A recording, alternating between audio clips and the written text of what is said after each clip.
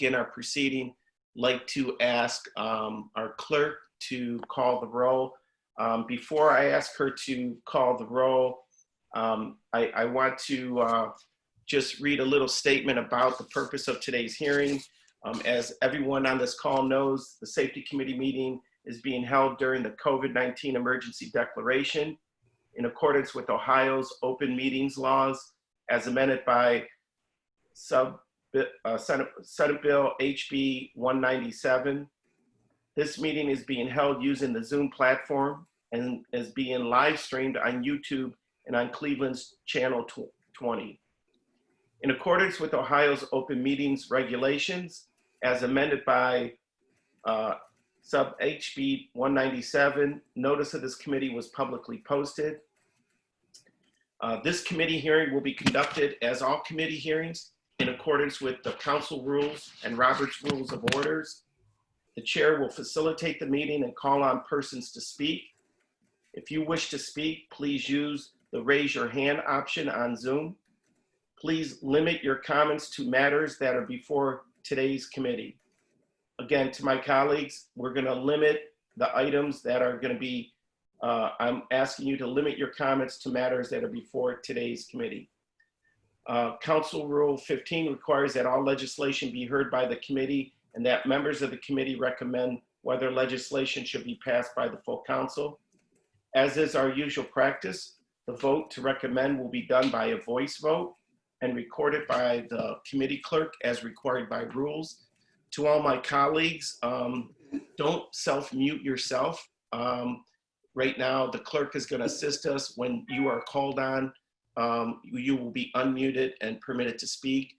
Again, for compliancy with House Bill 197, everyone who is on this call must have their camera on who is a council member.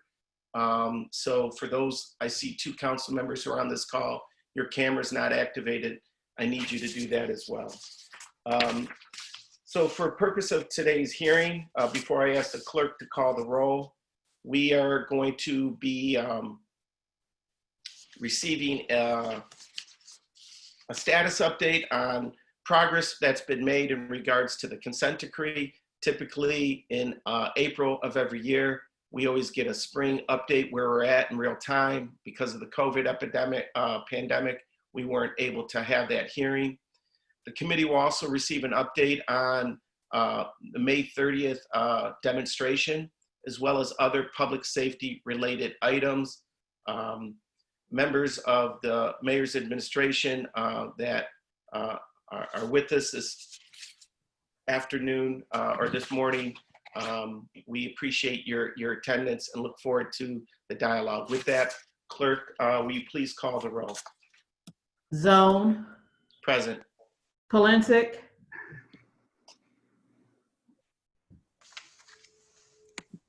Bishop. Bashir Jones. Here. Joe Jones. Casey. Here. Joe Jones is here.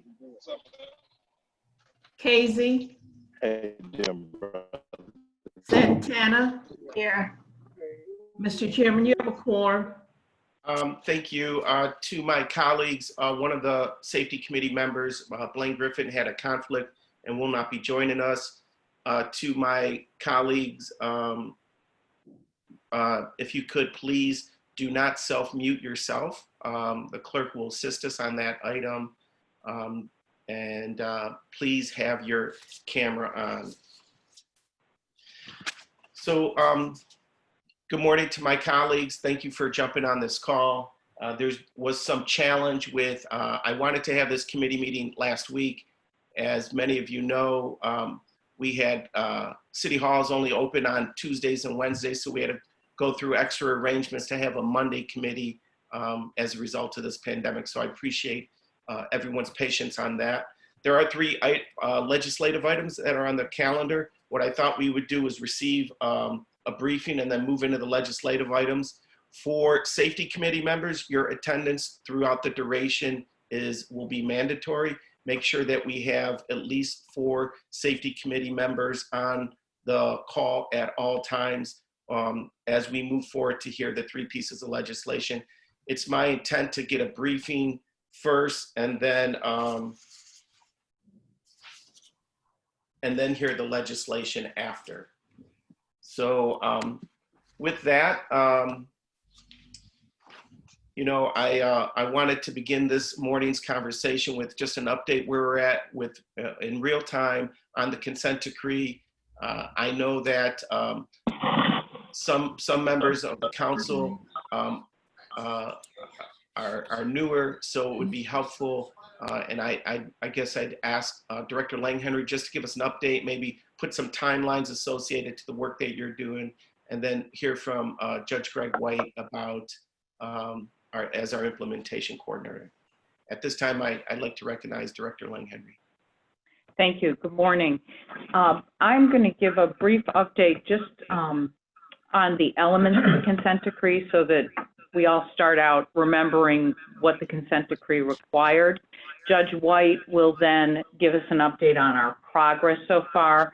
As you said, Greg White is the implementation coordinator for the consent decree. The consent decree was signed in 2015 and entered by Judge Solomon Oliver into the record for the Federal District Court here in the Northern District of Ohio.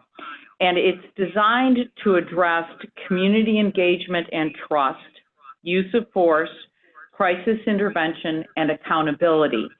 And in order to address those areas, it focuses on enhancing the policies that existed at that time, enhanced training, enhanced data collection, which allows for more review and of actual data points, enhanced review of actions of the police, and additional investigation requirements.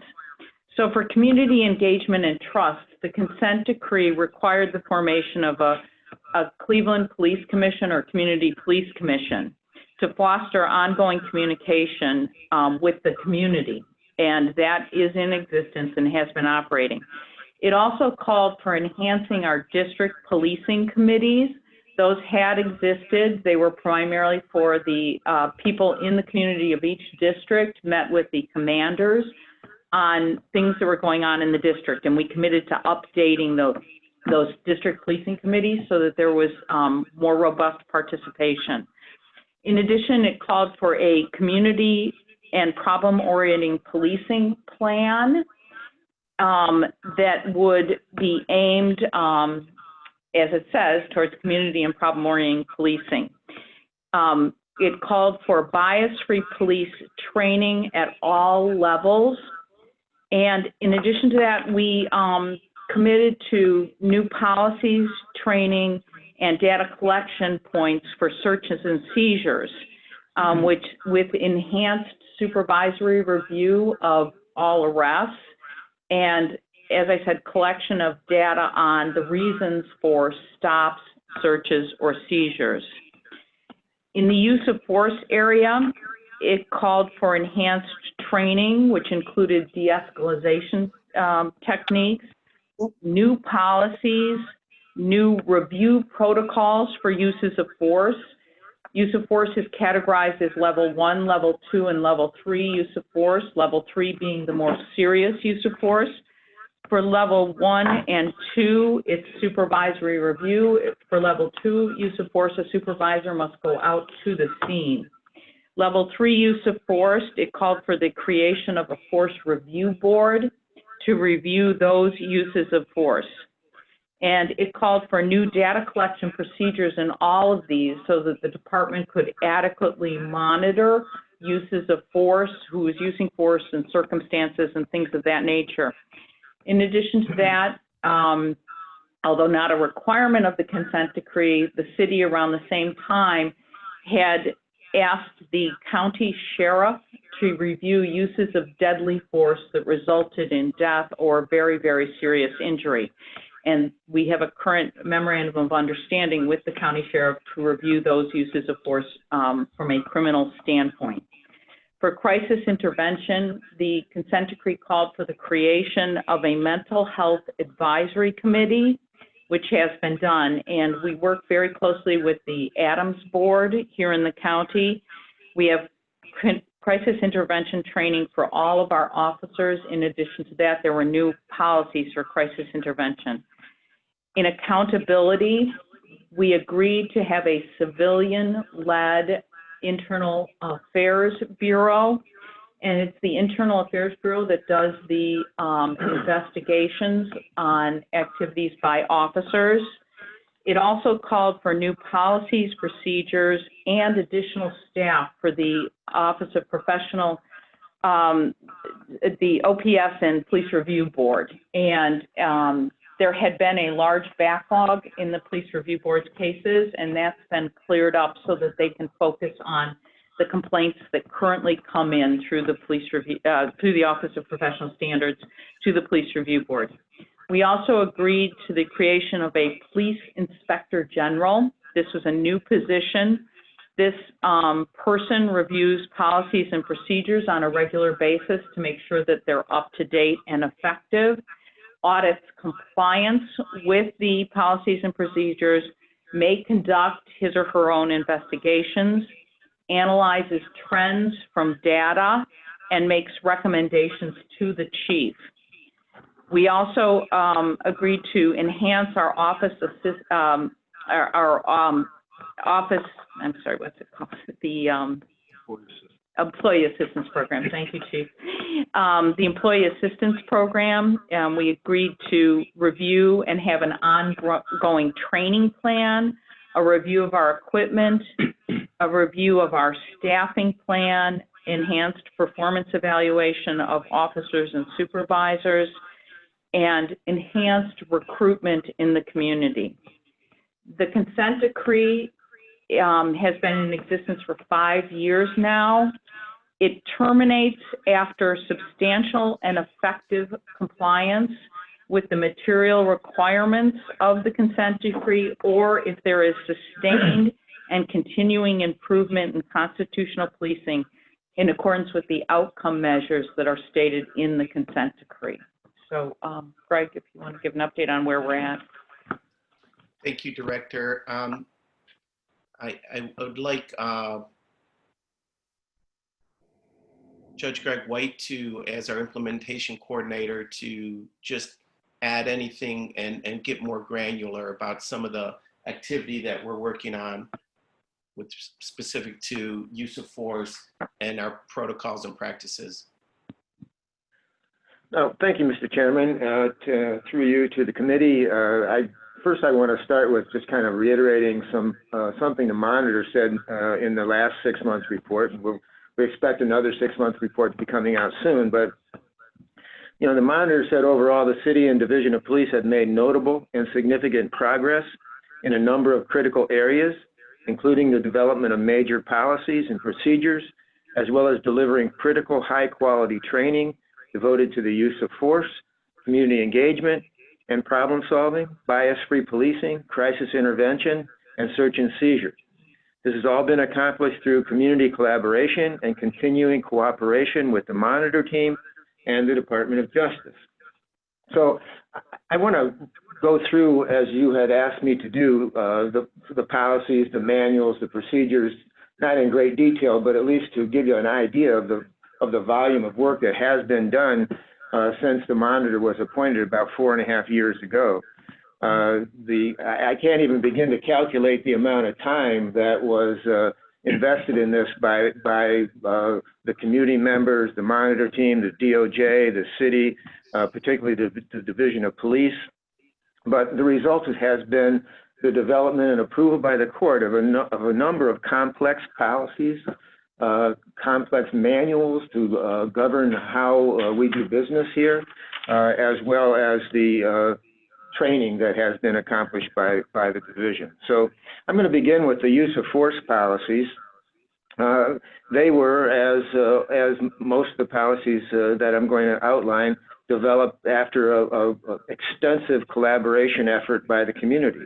The use of force policies, and there are 5 of them that make up the set, they're titled General Use of Force definitions, de-escalation, use of intermediate weapons, and that would include the asbatons, the tasers, and the OC spray devices, and use of force reporting.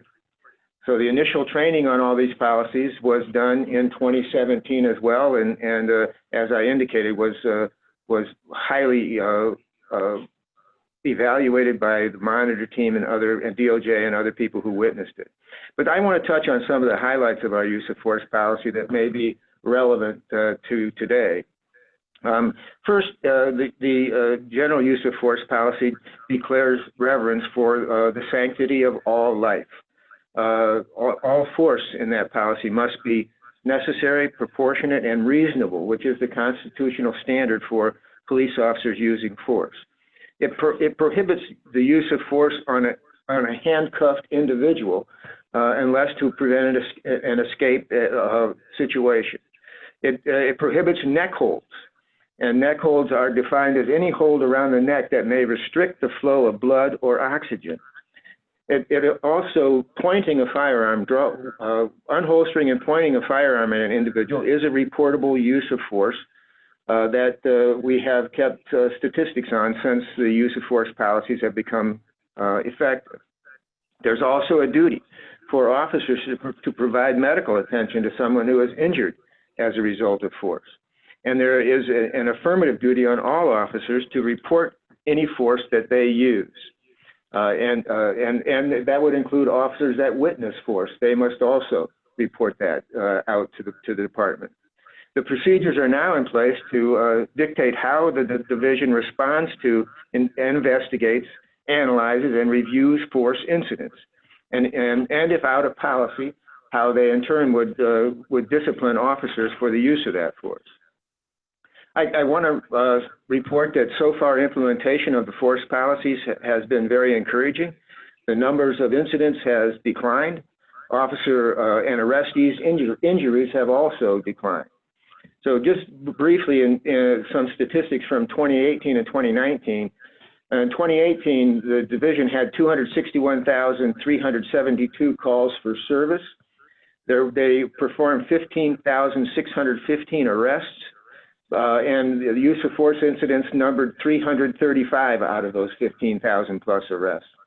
229 of those 335 use of force incidents were level 1, the lowest level, and 75% of those were just pointing a firearm. So level 3, the highest level use of force, numbered 10 in the entire year of 2018. 2019 has similar numbers, 271,000 plus calls for service, 12,837 arrests, 342 use of force incidents, of which 194 were level 1, and 152 of those were pointing with a firearm. So we had the highest level, we had 14 of those cases in 2019. So soon, the supervisors will be trained on how they comprehensively review incidents of use of force, and we will stand up the command level force review board, which is an after-action review of a random sampling of level 1 and level 2 uses of force and all level 3 uses of force. So we're going to be really having the mechanism in place to govern the use of force in the department according to how the decree dictates. And the monitor team continues as we speak to review sample cases. They've been provided laptops by the city and access to the electronic database systems to review our use of force incidents. I want to turn now to bias-free policing, which I know, Mr. Chairman, is something that's very important to you and to your committee and to council in general. As required by the consent decree, the division has adopted a bias-free policy as approved by the court in March of 2018. This bias-free policing must be integrated into the management, procedures, job descriptions, recruitment, training, evaluations, resources, deployment, tactics, and accountability systems. So it has to be baked into the fiber of the division as a whole, and I think that is being accomplished. The first draft of the bias-free policing GPO was in June of 2016, and the final draft was in January of 2018. The GPO for bias-free policing sets out expectations for how the officers conduct themselves. It requires treating everyone equally with dignity and respect, courtesy and professionalism. It prohibits making law enforcement decisions based upon demographic categories such as race, ethnicity, national origin, gender, gender expression or identity, sexual orientation, disability, religion, etc. So the officers cannot make law enforcement decisions based upon demographic categories. It prohibits harassing, intimidating, or derogatory language, and it requires reporting of if an individual expresses to an officer that they wish to make a complaint about biased policing, that officer then must call a supervisor who must respond to the scene, accept that complaint, and follow up on the investigation. There's also an affirmative duty in that policy for all officers to report biased policing that they observe during the course of their duties. Bias-free policing also is the subject of annual training for the division that is approved by the monitor team, the DOJ, and the courts. There are related GPOs to bias policing that dovetail together with them. That would be our search and seizure GPOs, as well as the soon-to-be completed interaction with youth GPO and the interaction with transgender, intersex, and non-conforming individuals. So those are two GPOs that are still pending, but the search and seizure GPOs that I'm going to talk about right now are approved, effective, and training has been accomplished for them. So the search and seizure GPOs were approved by the court in May of 2019. Training occurred in the second half of 2019, and that training also was highly rated by all who observed it. There are 4 policies related to search and seizure. The first general policy entitled search and seizure, then one entitled investigatory stops, which would reflect carry stops or brief, minimally invasive investigatory inquiries. Probable cause warrantless arrests is another one. Strip searches is another GPO, and Miranda waivers and warnings is the final one. Just some highlights on the search and seizure area. It prohibits using gender, race, ethnicity, national origin, or perceived sexual orientation as a factor in establishing reasonable suspicion for a stop and frisk or stop and Terry investigation. And for determining probable cause, unless that's part of an actual and credible description provided as a result of investigations.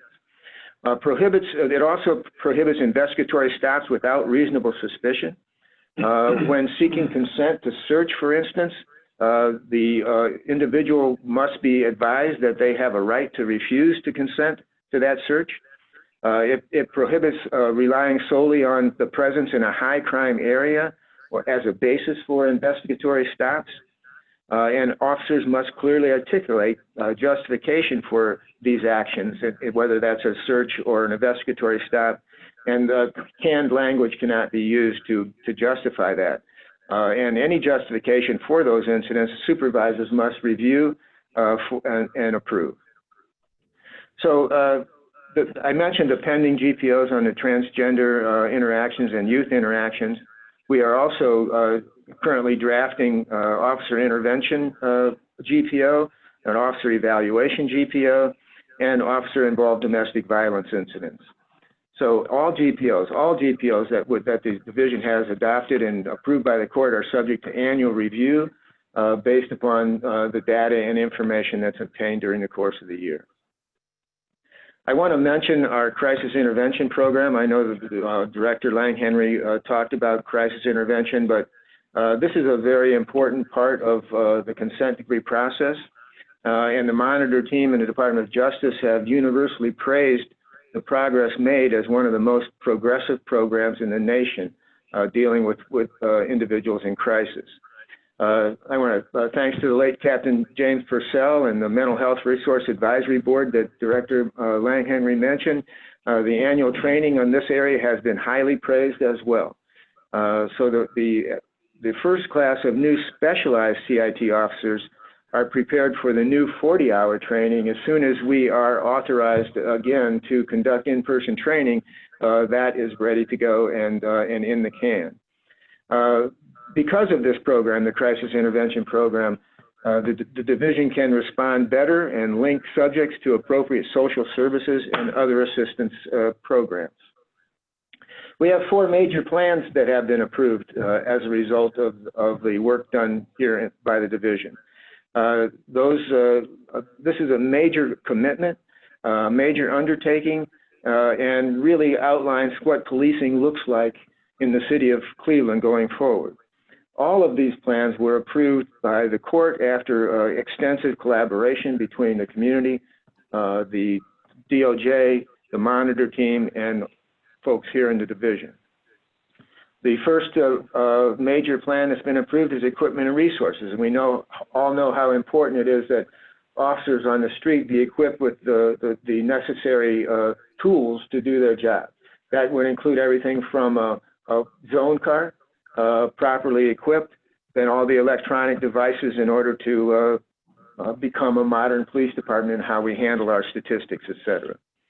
The second plan is our staffing plan, and Captain Butler is here in the room and was instrumental in preparing that staffing plan. But that dictates the level of personnel that we need to accomplish everything the division is required to do, from calls to service to community engagement. Recruitment plan is another, as I think most of you know, that Sergeant Leon is about as compassionate as anybody and passionate as anybody in the world about recruiting, and really does a good job. But that is the device that we try to attract a diverse group of qualified candidates. I think that maybe the chief can outline a little bit later, but I think we've been pretty successful in the new classes in doing exactly that. And then the fourth plan, of course, is the CPOP plan, the Community Problem-Oriented Policing Plan, which Commander Johnson has been instrumental in working on. And that's the heart of where the department needs to be in terms of reaching out and forming partnerships with the community and solving problems there. The Community Problem-Oriented Policing Plan requires that patrol officers devote 20% of their time on average to community policing and problem solving. So that's no small chunk of a patrolman's time, in addition to all the calls for service that we have to perform. So all of these plans kind of complement each other. We need the staffing, we need the recruitment in order to fulfill the duties of the division, particularly the community and problem-oriented policing. And we certainly need the modern equipment and resources to get that done as well. I want to talk about accountability a little bit, Mr. Chairman, because that's a critical part of the public trust in the department that we all want to achieve. I want to start with internal affairs. I know Director Lang-Henry has mentioned internal affairs briefly in her remarks, but we after extensive search, have hired a highly qualified individual, Mr. Ron Bakeman, as the Superintendent of Internal Affairs. He started out as a public defender, was in the Cuyahoga County Prosecutor's Office for a bit, and also a longtime Assistant United States Attorney. Internal Affairs investigates internal complaints of misconduct and all allegations of criminal activity by officers. The Internal Affairs Division operates under a detailed manual, again, long time in developing, which covers procedures for investigations, both administrative and criminal, and the report writing and disposition of those investigations. It is part of the Force Investigation Team, and Director Lang-Henry mentioned Force Investigation Team as well, which is a separate body that investigates the serious incidents of use of force, aside from use of force, a deadly force by a Cleveland police officer, which, as we also know, is investigated under an MOU with the County Sheriff's Department. But the Force Investigation Team conducts any criminal investigation associated with a serious use of force. And those complement each other. So the internal affairs, the force investigation team, as well as the county sheriff and the MOU. We have hired the inspector general required under the consent decree. Again, after a extensive national search, we've hired Christopher Viland, a former Solon chief of police and a licensed lawyer in the state of Ohio. And Chief Viland is I think, doing a great job in organizing his duties in monitoring, reviewing, and auditing policies and procedures of the division. He'll also determine compliance with state and federal law and review the effectiveness of the division's bias-free and community policing practices. I know that he is currently working with the monitor team and assessing the investigations of the Office of Professional Standards. I want to also talk about the Office of Professional Standards and the Police Review Board. Much has been devoted over the course of the last few years in making OPS and the PRB organizations worthy of public trust. A great deal of time and energy has been devoted to adopting operation manuals for both of those organizations. So we have a manual for OPS, we have a separate manual for the Police Review Board. There clearly was a need for comprehensive organizational assessment and reforms to OPS to ensure that the citizens' complaints of police misconduct are fully, fairly investigated and considered by the Civilian Police Review Board in a timely manner. A huge backlog of cases that I think, again, Director Langhenry referred to, built up over several years was an albatross around the reforms necessary for OPS. We hired an outside firm, investigative firm, Hillard Heinz, out of Chicago, and sent them 281 cases from OPS that were on this backlog that we talked about. I'm happy to say that after a year or so of activity, a lot of money, unfortunately, but those 281 cases have been investigated. Some have been referred to the Police Review Board with sustained findings. The Police Review Board has sent some of those cases on for chief's hearings, but only a few more remain for the board to consider before that entire backlog is cleared up. So that's a huge undertaking that was very important, I think, to the compliance program. Staffing levels at OPS have been increased. First and foremost, we've hired an experienced administrator, Roger Smith, who came from a similar disciplinary process in New York City, a great deal of experience. We also added staff, including investigators, an experienced supervisor investigator, and an office manager, George Coulter, who since has been transferred to the safety division as an assistant safety director. So we're looking for that office manager again. There have been some setbacks recently in OPS, I acknowledge, and primarily due to the COVID-19 outbreak, where we have not been able to conduct the interviews and in-person interviews that we would like. But you know, having said that, we're still maintaining the level of timely investigations that we need to. And once this is resolved, I'm sure that the OPS will be back in where we need to be in terms of cases that are pending. But I can say that both OPS and the PRB are operating at a high level. It's interesting and I think worth noting that the number of complaints against division members, against police officers, has steadily declined from a high of 664 in 2013 down to a level of where it's leveled off at approximately 220 complaints in the years 2018 and 2019. So that's you know, positive in terms of complaints against police and also for OPS and the PRB. I want to talk about discipline a little bit. I mean, I know that's the subject of a great deal of public concern, and it is always the subject of a high level of scrutiny. Discipline remains a bit of a work in progress, but much has been accomplished there. We've adopted written procedures for both chief's hearings and director's hearings. The process is about to be finalized for the director's hearings, but we have procedures, written procedures that will be followed. We're working on scheduling hearings on a timely basis. Again, there's a setback from the COVID-19 situation where we've had to delay some of the hearings, and now we're starting to schedule them again with appropriate social distancing, et cetera, but that has proved to be a challenge. We are adding details to our disposition letters so that we're better explaining the rationale for decisions, which I think is important for the public to understand what discipline is imposed and why.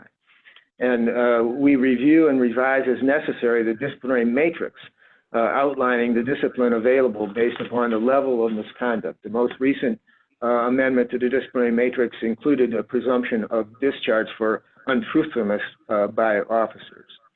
I mean, everyone's goal is to have a fair system that is seen as effective, not just by the public, but by the officers also. And that's the goal we are attempting to pursue.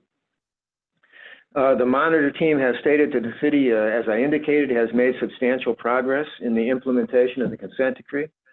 The men and women of the division are engaging meaningfully, in the words of the monitor team, with the new policies and the trainings that are provided. What's next is, I guess, the question that we have. As Director Lang-Henry indicated, we are nearing the end of our 5-year commitment with the monitor team. So we can fairly say that the heavy lifting has all but been completed, with all the policies, all the manuals, all the other things that I described throughout my comments here have been virtually completed. So realistically, under the consent decree, what we need to do is reach 2 years of substantial compliance in most areas, 1 year in the search and seizure area. That takes us to the end, at least to the end of year 2022. I anticipate, and I believe that the monitor team and DOJ also do, that the next phase will proceed at a faster pace. Going through these policies and manuals and procedures is arduous and sometimes painful, and tests the capacity of everybody involved to accomplish all of these things, not just the city, but the monitor team and the DOJ as well. But I think that where we are now, with the data collection, with the review of the policies that have been in place and the operation under those policies, we will be in a position to expedite the compliance program in terms of getting in compliance and staying there, hopefully, for the required period of time. We continue to improve our data collection and analysis. That's key to this compliance program. We've attracted a highly qualified data collection analysis coordinator, Dr. Rania Issa, who has worked very hard at compiling the CompStat model of statistics, the use of force, and other things that we need to manage the department. We've working with the Division of Compliance team here in the division, under Commander Carney, with Captain Simon, Sergeant Pesta, Sergeant Hernandez, who are working with Dr. Issa in managing what data we need. Soon, the division will be in a position to electronically collect comprehensive data in 4 key areas. We are doing that in use of force, as I mentioned, but 4 other key areas would include community engagement, the community problem-oriented policing, search and seizure and bias-free policing, and crisis intervention.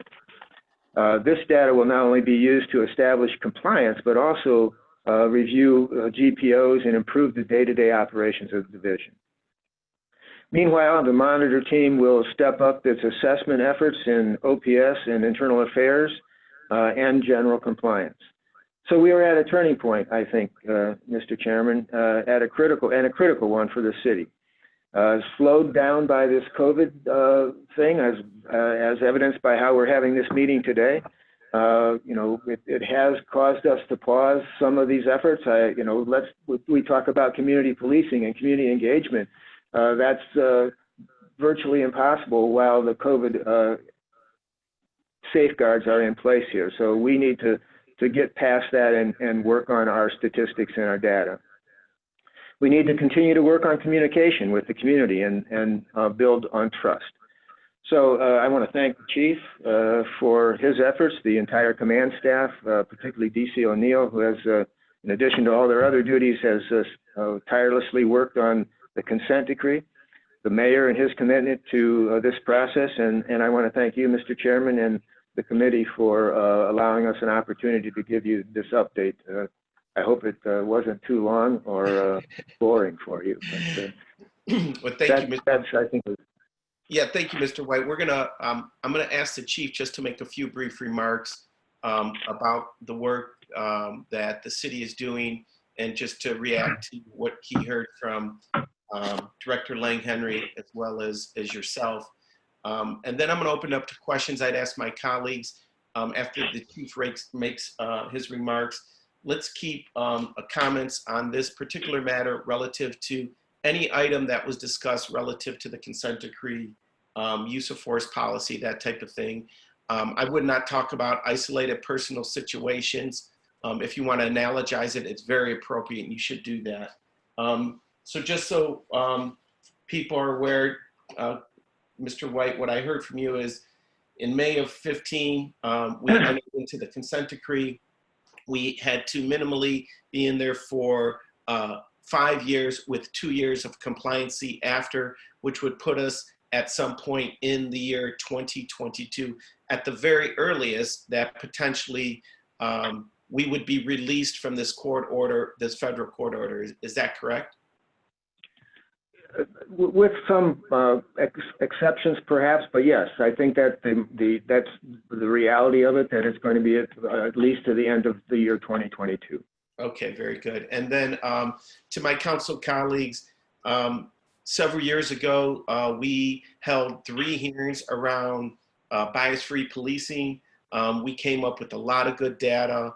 And then ultimately, when that policy was adopted by the federal court and approved by Judge Oliver in March of 2018, that became effective. And so, Chief, in your remarks, can you speak a little bit to around the enforceability and what you're doing to ensure that a bias-free policy is in place?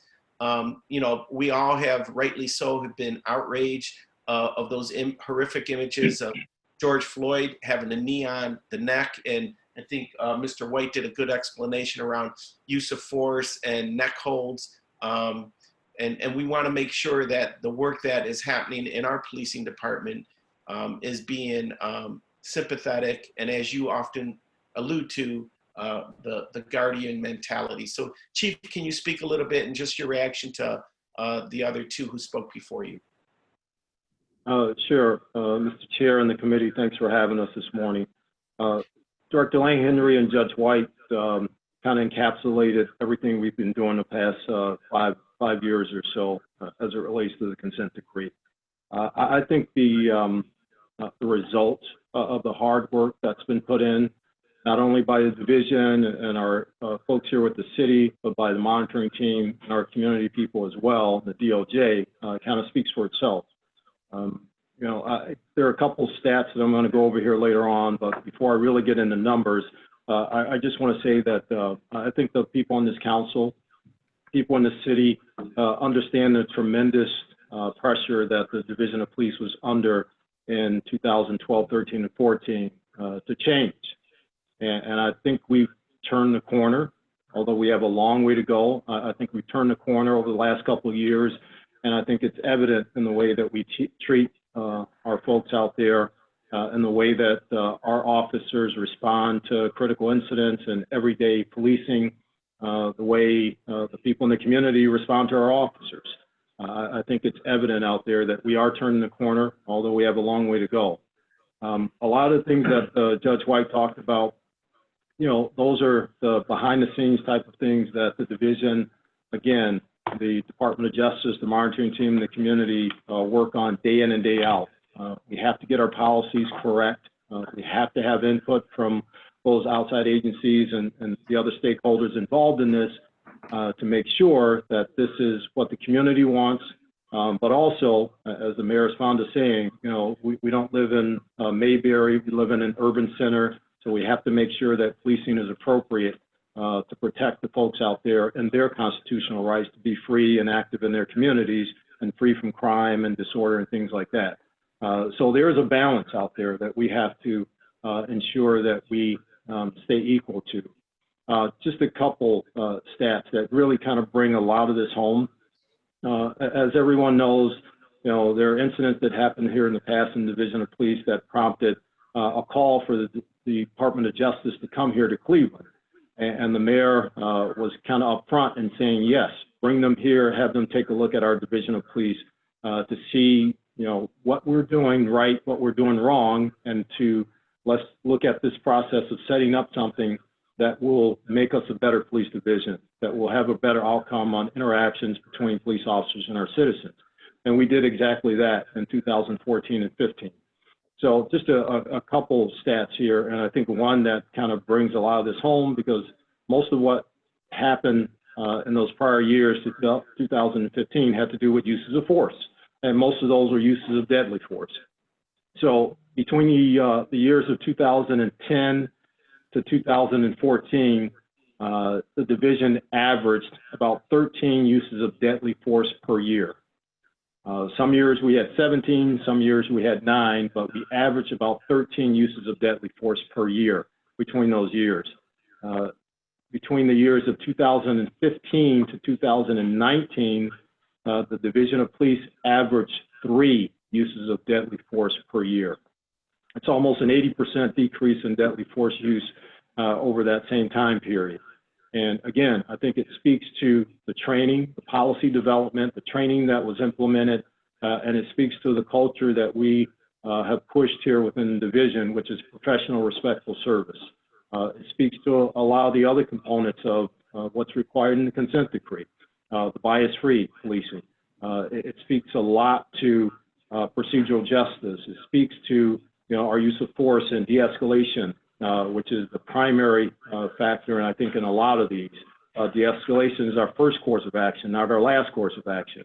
Of course, when it's safe and feasible for officers to conduct de-escalation tactics, you know, time, distance, tactics, you know, things like that, that I think we weren't quite aware of in all aspects of when we dealt with the public, especially in deadly force encounters, that maybe led to some uses of deadly force in the past.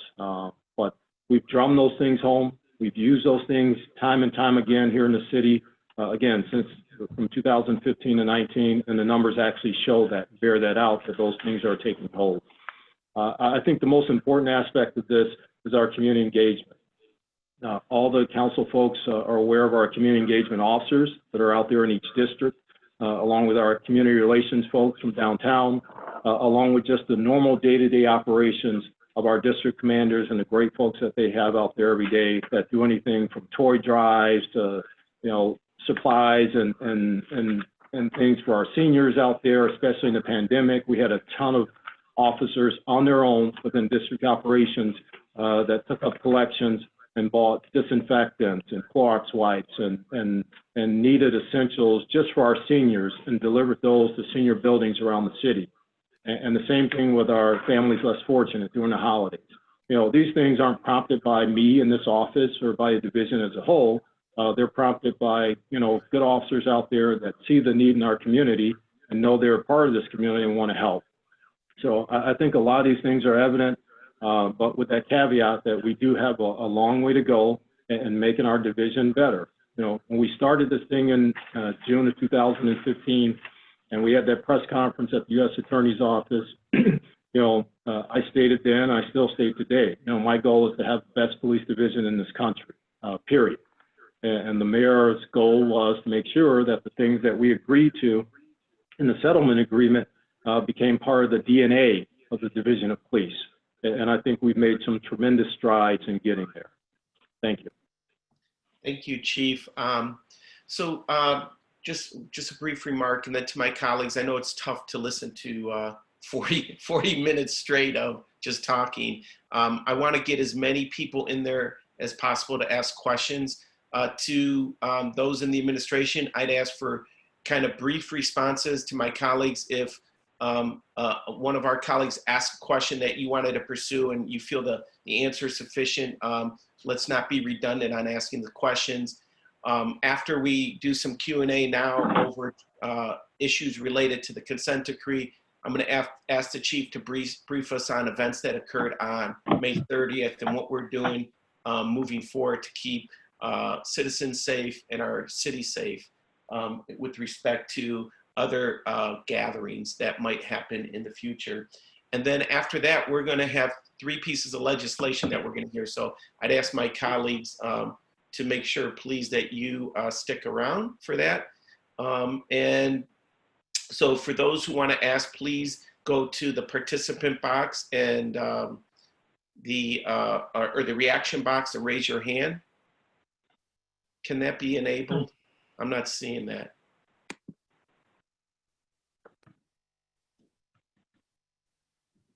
Yes, the reaction, the raise your hand tool is there. Okay, good. All right, Councilman Mike Polensek.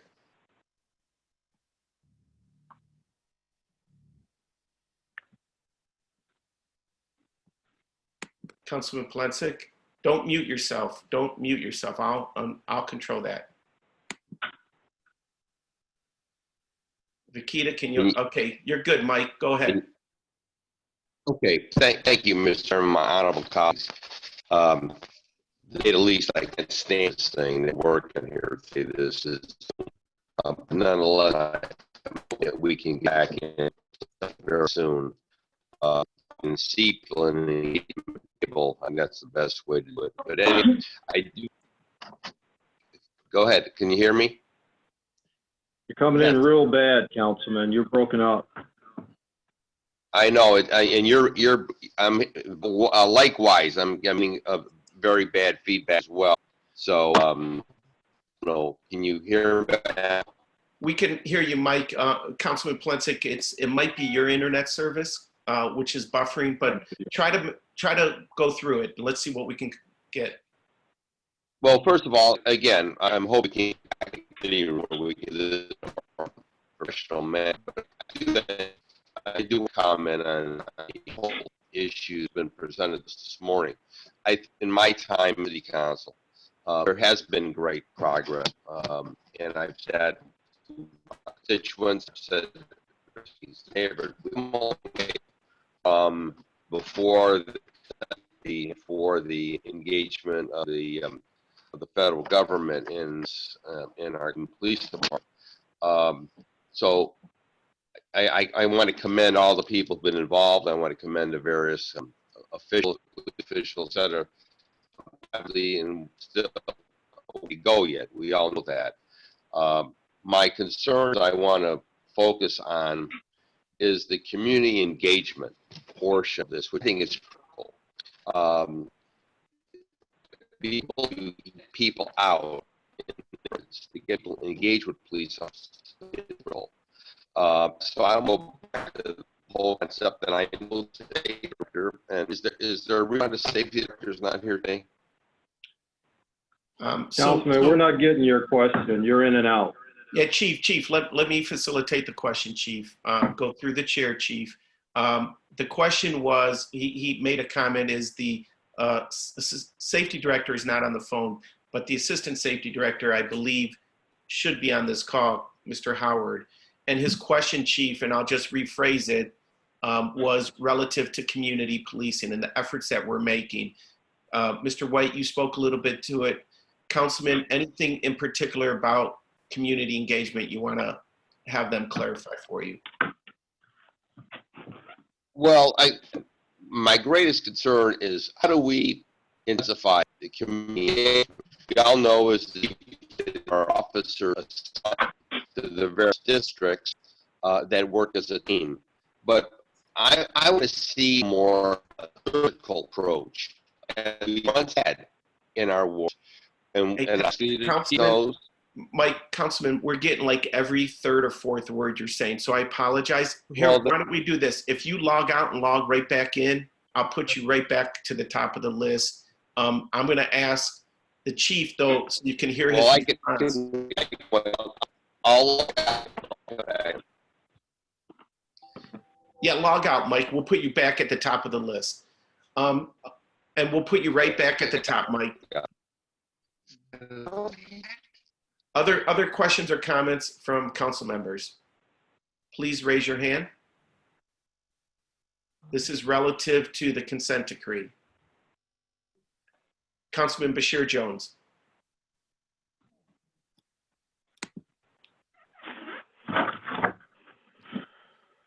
Go ahead, Councilman. There we go. Thank you, Chair. I appreciate it. I have so many questions. So if Staticky Polincic comes back, please let him come after. Chair, we're living in a time that is I don't want to say unprecedented, but it's so much that's going on right now, and it's bothering to me the extent that we go to protect police, and it just feels that we don't go to that same extent to protect the community in that same regard, or giving the community those same amount of excuses. I'm going to tell you, my team and I, we did a deep dive into the consent decree, and to be quite honest with you,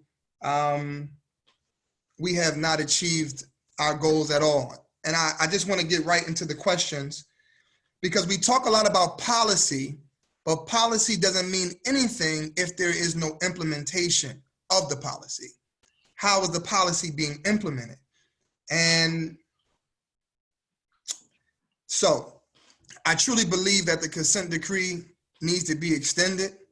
When you look at the training that's necessary, if we look at police officers are required by the state of Ohio to have 737 hours of training. The city of Cleveland requires, I believe, around 1,100 hours.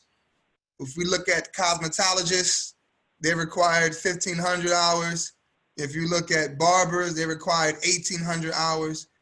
And all professions that require a license from the state of Ohio have a record that can be searched online. I mean, we can figure out and find out, if a person has been, if they have been through things prior to coming to Cleveland. If you're an attorney, we can see if a person has been disbarred or suspended. If you're a doctor, we can tell if your license is active, if not, if cosmetologist, so forth and so on. So that information should be made available for officers in regards of misconduct. So I want to go right into my questions, because we're saying that we're doing a good job, but we just had a situation. We just had a situation with Desmond Franklin. We just had this situation that took place where an officer shot into a car. So my question for the gentleman who was speaking about I don't know the gentleman's name. I really want to get to first the problems with diversity. To the gentleman through the chair, I forget the gentleman's name who was speaking. Who will be the person that will answer questions about consent decree, Chair? Councilman, his name is Greg White. He's a former federal hearing officer, judge, and he is the implementation coordinator for the consent decree. Okay, all right. The chair to Mr. White. Let's start with the bias-free policing. You have different categories when you want to measure growth. We have compliance, you have partial compliance, you have evaluation, you have evaluation deferred, so forth and so on. As we went through this consent decree, on line 35, delivery of police services with the goal of ensuring that they are equitable, respectful, and free of unlawful bias, September 2019 said that we are in partial compliance. Is that true, Mr. White? Through the chair. I don't have that in front of me, but I would presume that if you're suggesting that the monitor report said partial compliance, that's probably true. Yes, sir. Yes, sir. So what I'm reading now is the monitor's, what the monitor has said. And I'll send Okay. this, I'll send this to my colleagues, and I'm just going to go to, you know, some of these things.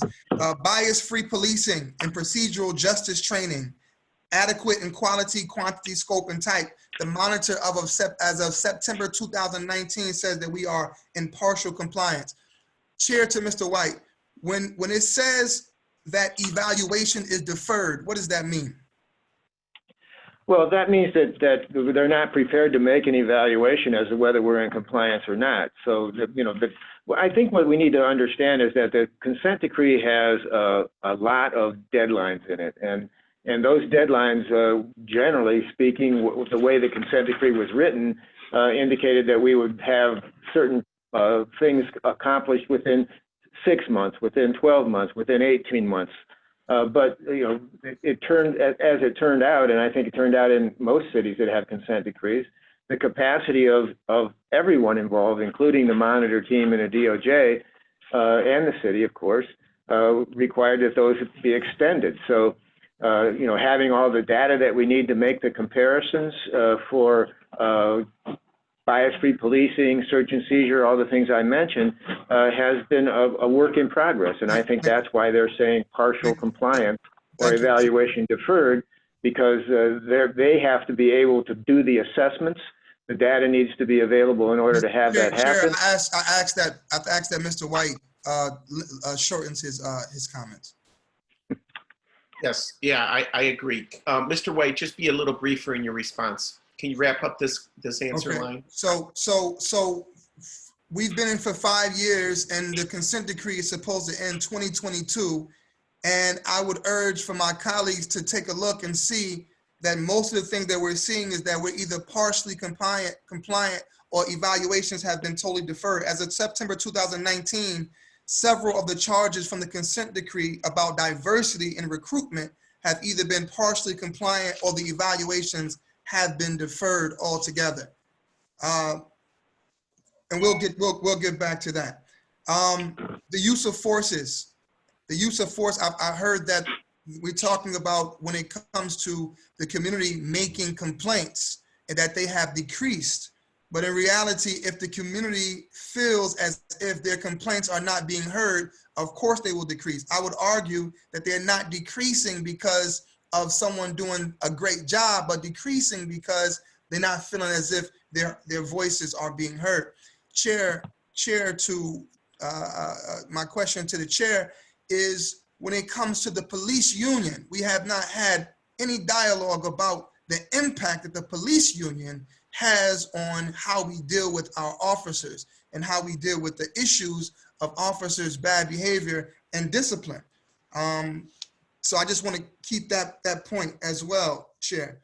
To the body cameras, Chair, to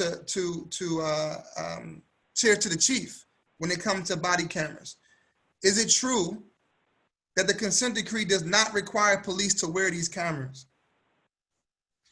Chief? Yeah. To the chair of the councilman, that's true. So even though that this should be required by law, the police are not, according to the consent decree, are not required to wear these cameras.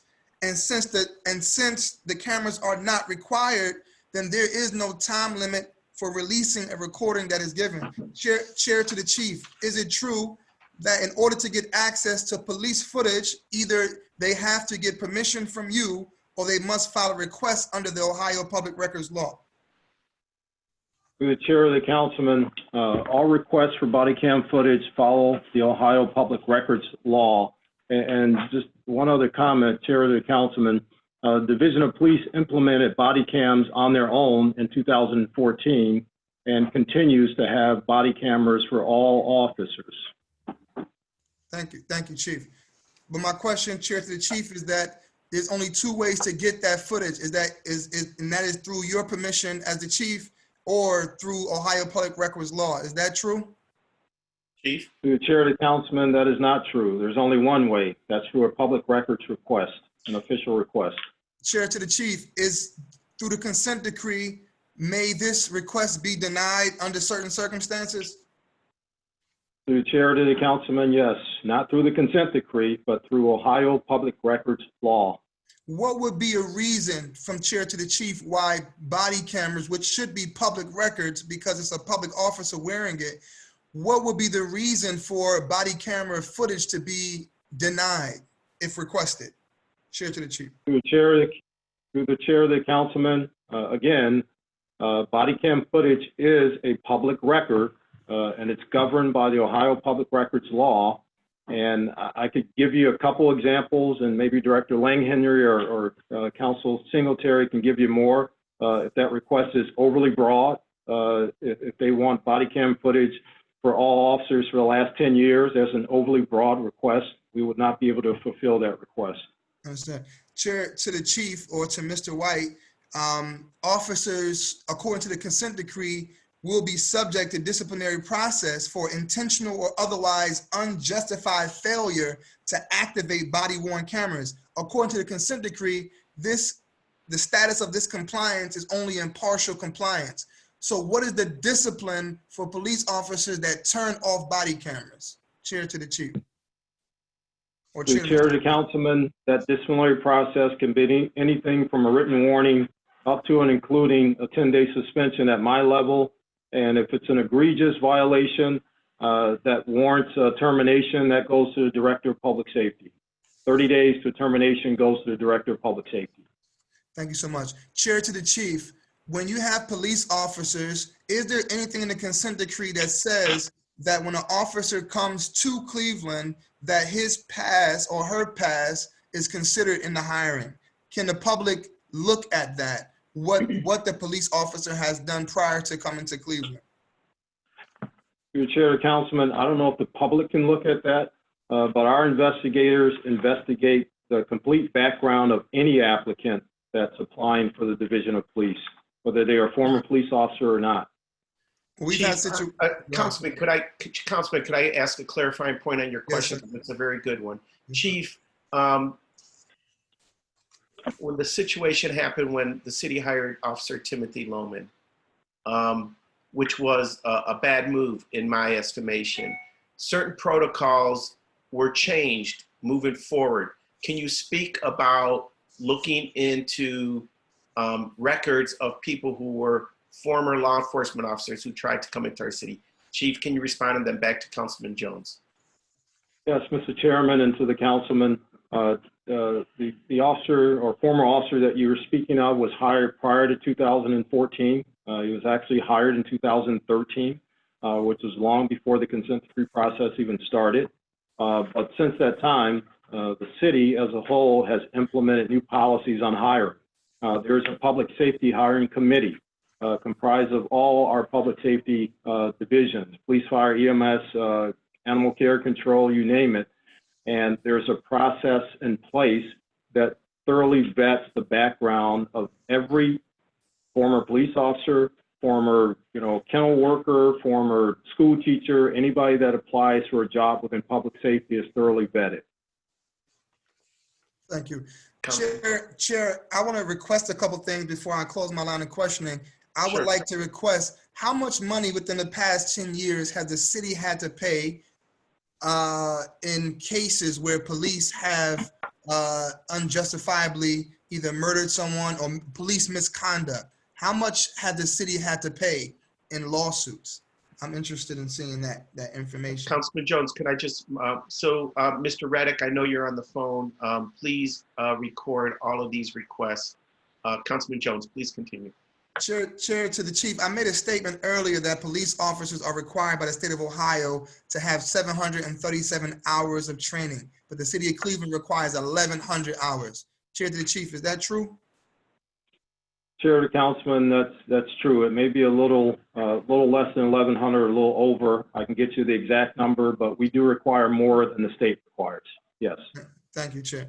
And as I said, cosmetologists are required 1,500 hours, barbers are required 1,800 hours, but our police officers that have our lives in their hands are only required, according to the city, 1,100 hours. And I know that there's some of my colleagues who said that they want more police.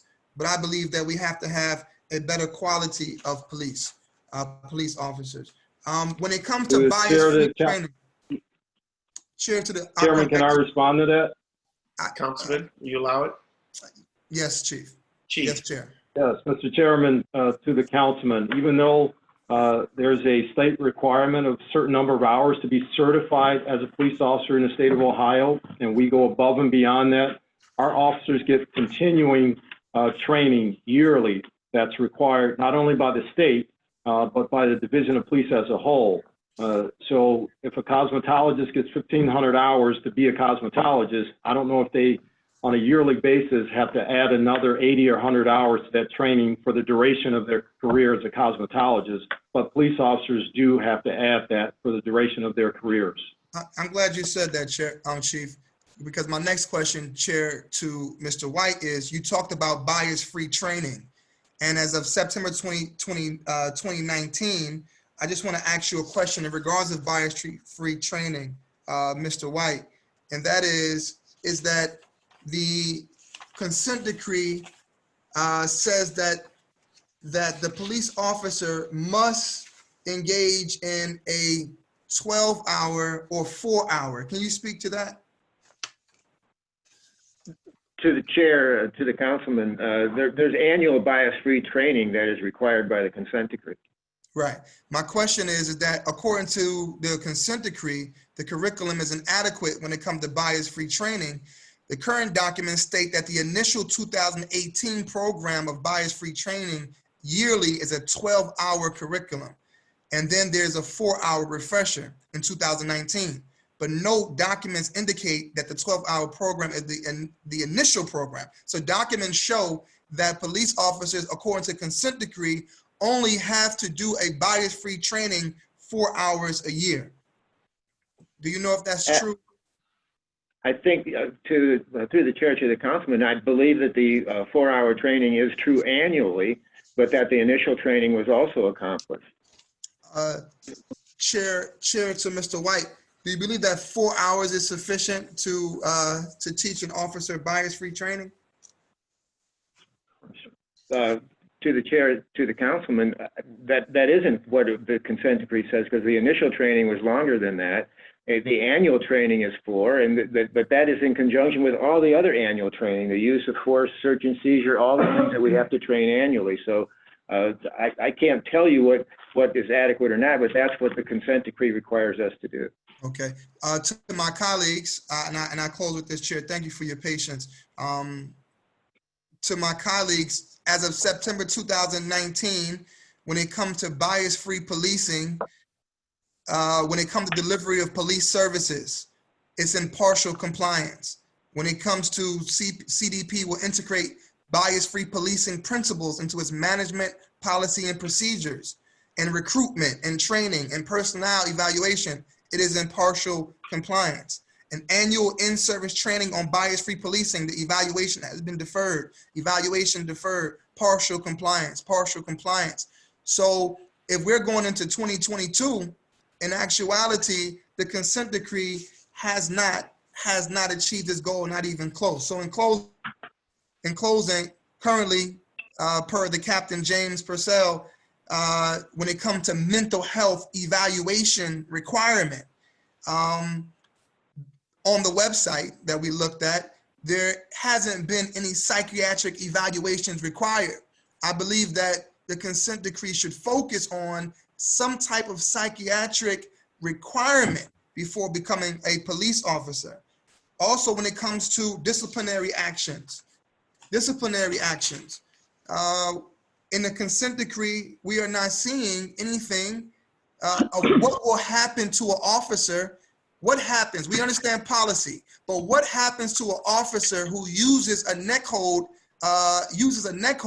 or if an officer shoots into a moving vehicle? The consent decree does not say what is the disciplinary action that will happen. Recently, Chair, and I hope that we get ready to talk about the protest downtown, right? Officers should not be allowed to use pepper spray or flash bombs or tear gas to disperse a crowd, especially when the crowd is peaceful. Another thing is indemnification. The officer that has been convicted of some type of police conduct should not be encouraged or ordered to be told to file bankruptcy so the city will not have to pay an officer's fine. Frivolous calls. Those who make racially motivated frivolous calls should be charged according to the consent decree. No-knock warrants. The state of Ohio allows this, but this needs to be banned. Other states call it the Breonna Taylor law. Current in Ohio, there are certain criteria needed for a no-knock warrant to be issued.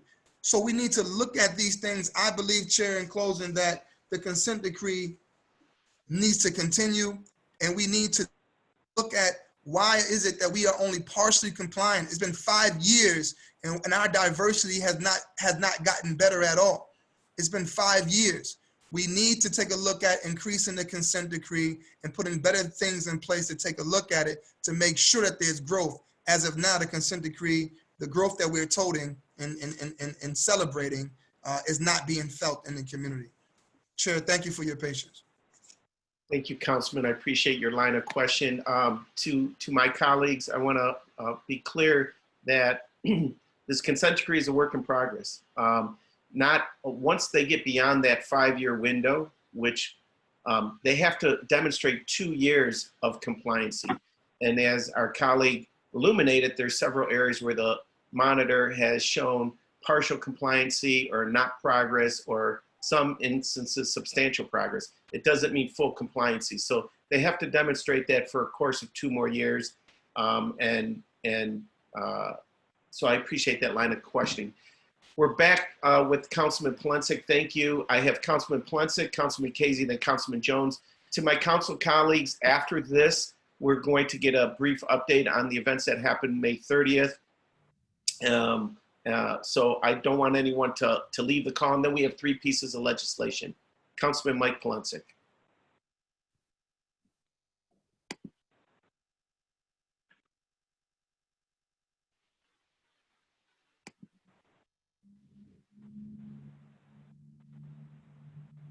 Mike, you with us?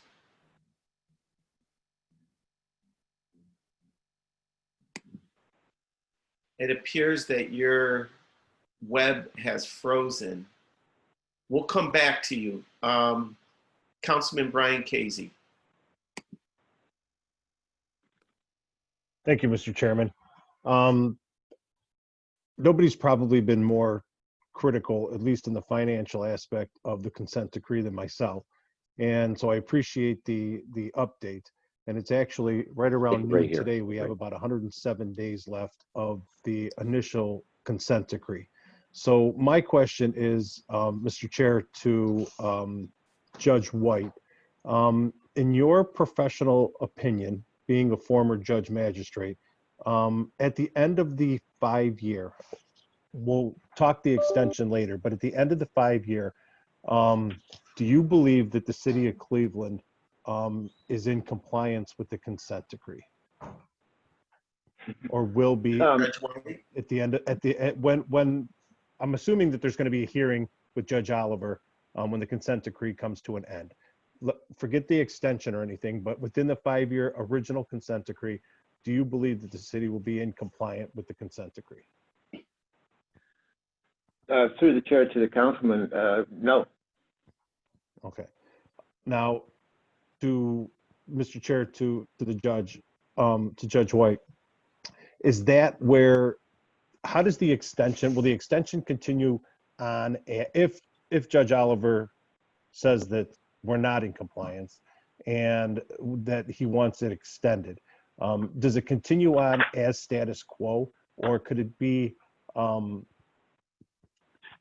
amended somehow to say, okay, we're in compliance in these ones, so you know we're compliant in A, so as long as we stay in compliant, but we need to be starting to work on B and C, and then have it more geared, have that consent decree geared more toward working on what we're not in compliance with, as opposed to what we are in compliance with. Through the chair to the councilman, I'm not quite sure I understand the question, but that's, I think that's exactly what we're trying to do. We would certainly have to have some kind of negotiation about what the monitor team looks like going forward, and a rolling assessment of when we start in compliance of that 2-year period starts to run on any given area, whether that's use of force or force review, et cetera. So it is going to be one of those assessments that is ongoing, category per category. Well, and Mr. Chairman, to Judge White, that's what I was kind of getting at. Like, will it be, I don't even want to say amended, but we're not going to go in front of Judge Oliver when this hearing is up and say we're not in compliance across the board. I mean, we are in compliance. I'm going to, please correct me if I'm wrong, but I'll assume that, Mr. Chairman, to Judge White, that we're in compliance somewhat with the consent decree. Judge White? To the chair, to the councilman, yes. I mean, the monitor has done this evaluation in their 6 months report. But I just want to correct one thing. The consent decree doesn't end at 5 years. I mean, that was the initial contract that we had with the monitor team. But the consent decree continues until we meet those compliance requirements. Correct. Which was leading to my next question. And Mr. Chairman, to maybe Director Lang-Henry or Judge White, this is something that we stay under the Department of Justice, under their overwatch. However, the monitoring team, is that something that's going to have to be renegotiated with the city via how much it's going to cost us to keep them around? Maybe there's a different monitoring team out there that would want to come in and take, I mean, how is that whole aspect going to play out? Director Lang-Henry or Judge White? I'll answer that to the chair, to the councilman. Yes, we have had some preliminary discussions about entering into some kind of negotiation. I'm not sure exactly what the monitor team looks like going forward, what the requirements will be, and that's something we'll be discussing with the monitor team as it is, with the DOJ and ultimately Judge Oliver. And then, thank you for that clarification, Judge. Mr. Chairman, is that something that, because I'm assuming that'll be a lengthy contract, or Council President, that'll come before the council? Well, any reauthorization to appropriate funds absolutely will come before council. And as you know, Councilman, I've had the administration come before council, the monitoring team, on an annual basis. So, we plan on keeping a close look on this moving forward. All right. Well, I appreciate all the hard work, and I would hope that, and listening to Councilman Bashir Jones, we've heard that evaluations have been deferred, and I would hope that nobody would want to defer an evaluation just to extend the consent decree, and I'm hoping that at the end of this 5 years that the city take a good, strong, hard look into what we're going to be paying the monitors moving forward. Thank you, Mr. Chairman. Thanks to everybody who presented today. Thank you, Councilman. Councilman Polensek, Council President, on this particular point, and then did you want to make a comment on this point? Okay. On the cost, I don't know how it applies to going on beyond 5 years, but there was a cap in this proposal, which made it the attractive proposal to us. I thought that was for the extent of the process, but I don't know. But that's something we'll look at as well. So thank you, Mr. Chair. Good point. And what the Council President's referring to is we had a whole host of ranges of proposals from a bunch of different monitoring teams. This monitor, it's essentially about $1 million a year, not to exceed, and it will be reevaluated after that 5-year period. Councilman Polensek, we're going to try to go to you again, and I think you're having a bad internet connection. I'm unmuting you, and it's not even moving.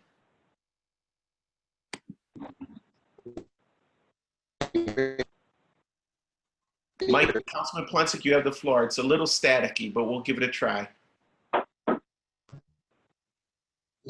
Can you hear me? Can you hear me? It's Brett. Yes. Okay, Mr. Try to, I don't know what it is. Anyway, we have made a great deal of progress. Are we where we need to be? Of course not.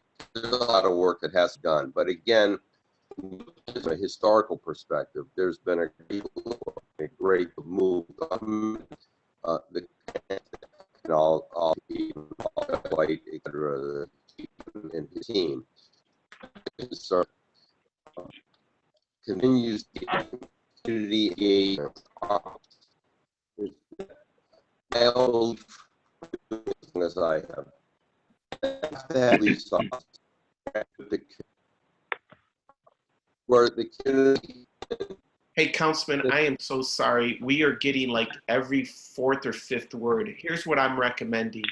If you call in from your cell phone and still stay on video and speak through your cell phone, I think it'll be a much better connection. Do you think you can do that?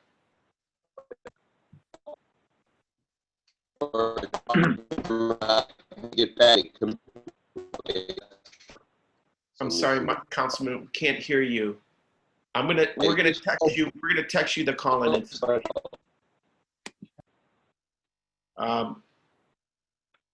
Councilman Joe Jones. Yes, Mr. Chairman, how are you? Good. How you doing, Chief? How you doing, Mr. White? Good. My question is, and I think my colleague Bashir Jones did a great job in his questioning. So my question is somewhere in that route. One of the things that we talked about at the table was, and I don't know if I haven't received that information yet, but I requested during the budget hearings how many minority officers, meaning Black men and women, who are currently working for the police department. Do we have that information yet? It was a request that was made in February.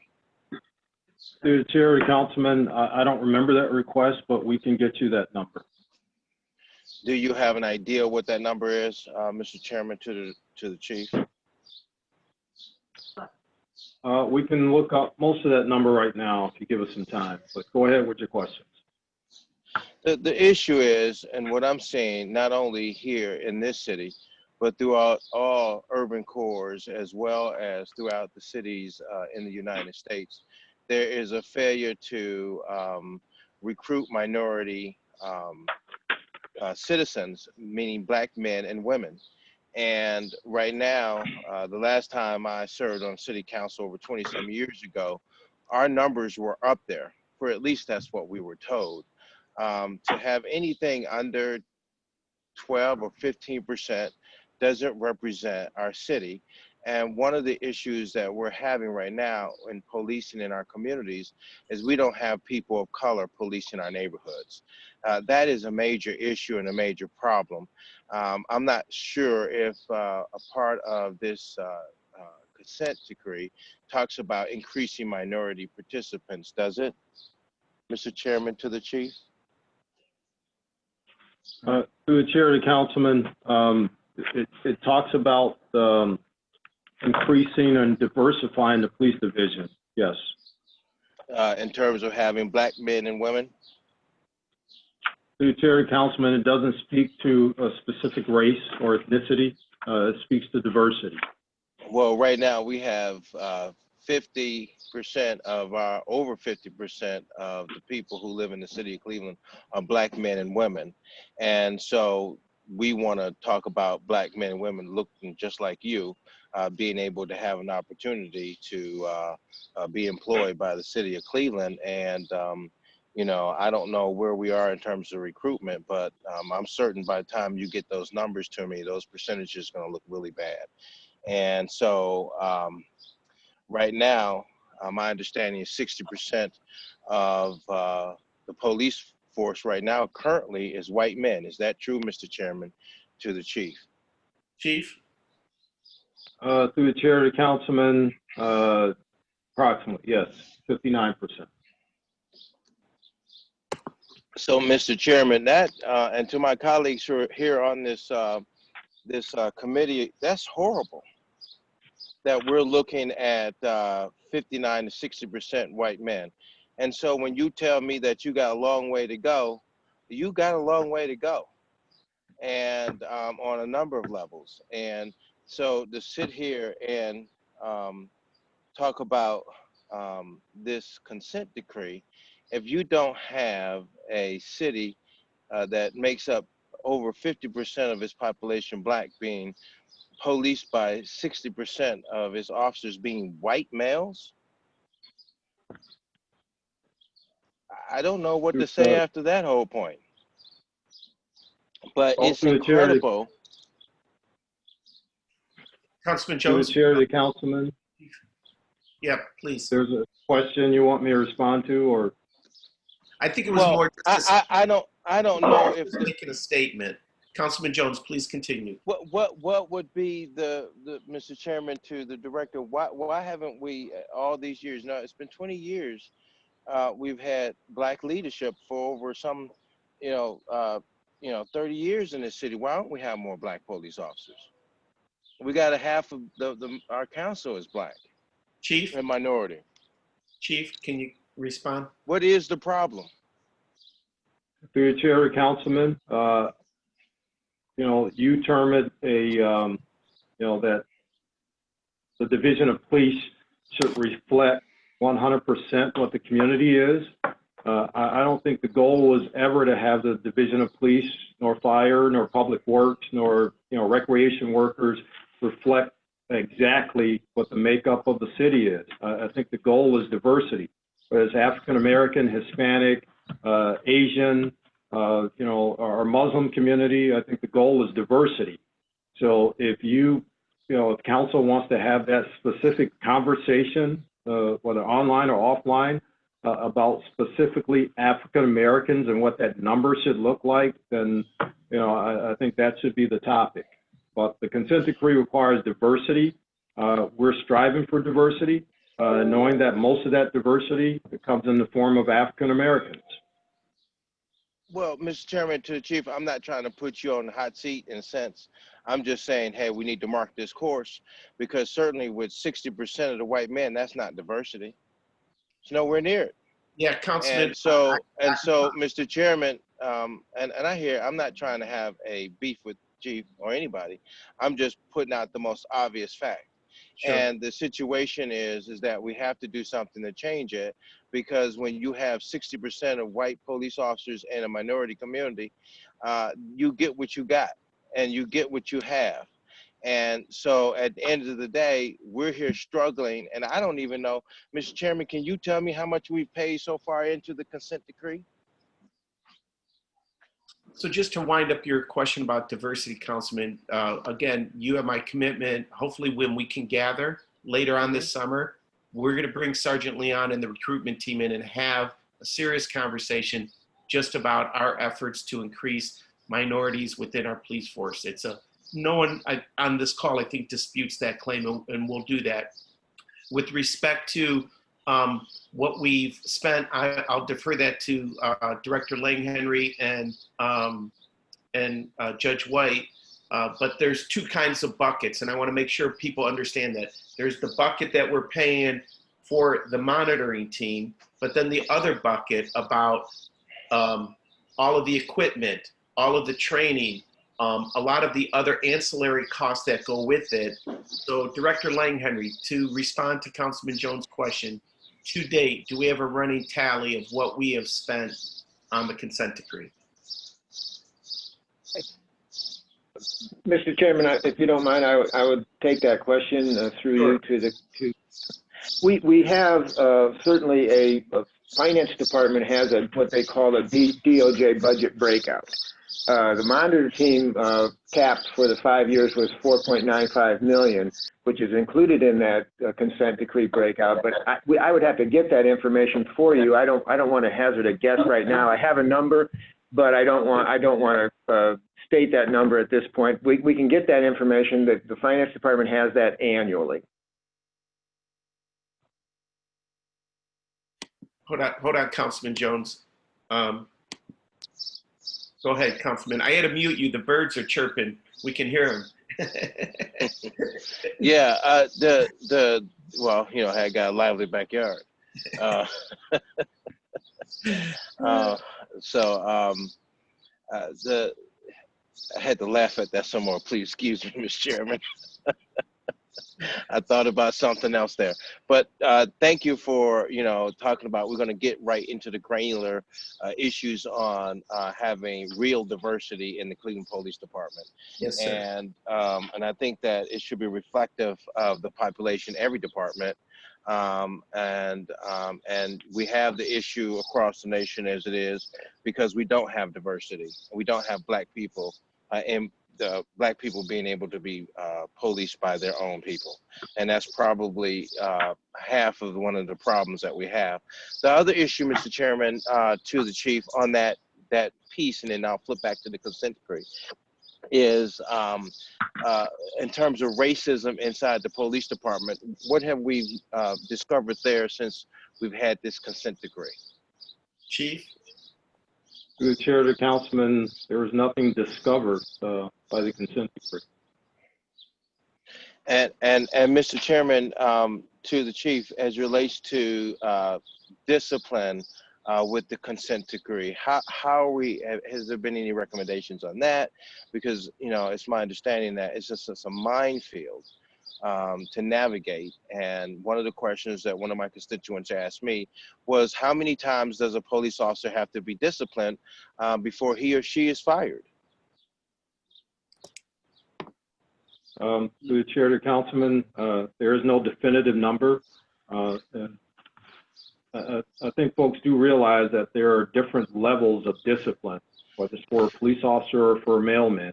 You know, you could have low-level discipline that amounts to you didn't have the correct, you know, tie on, or you didn't have your uniform hat on at a certain time, and you can have higher levels of discipline regarding, you know, excessive uses of force, you know, lying, things like that, that could get you fired a lot sooner than you got 4 uniform violations. So, you know, the consent decree doesn't speak to a level of discipline.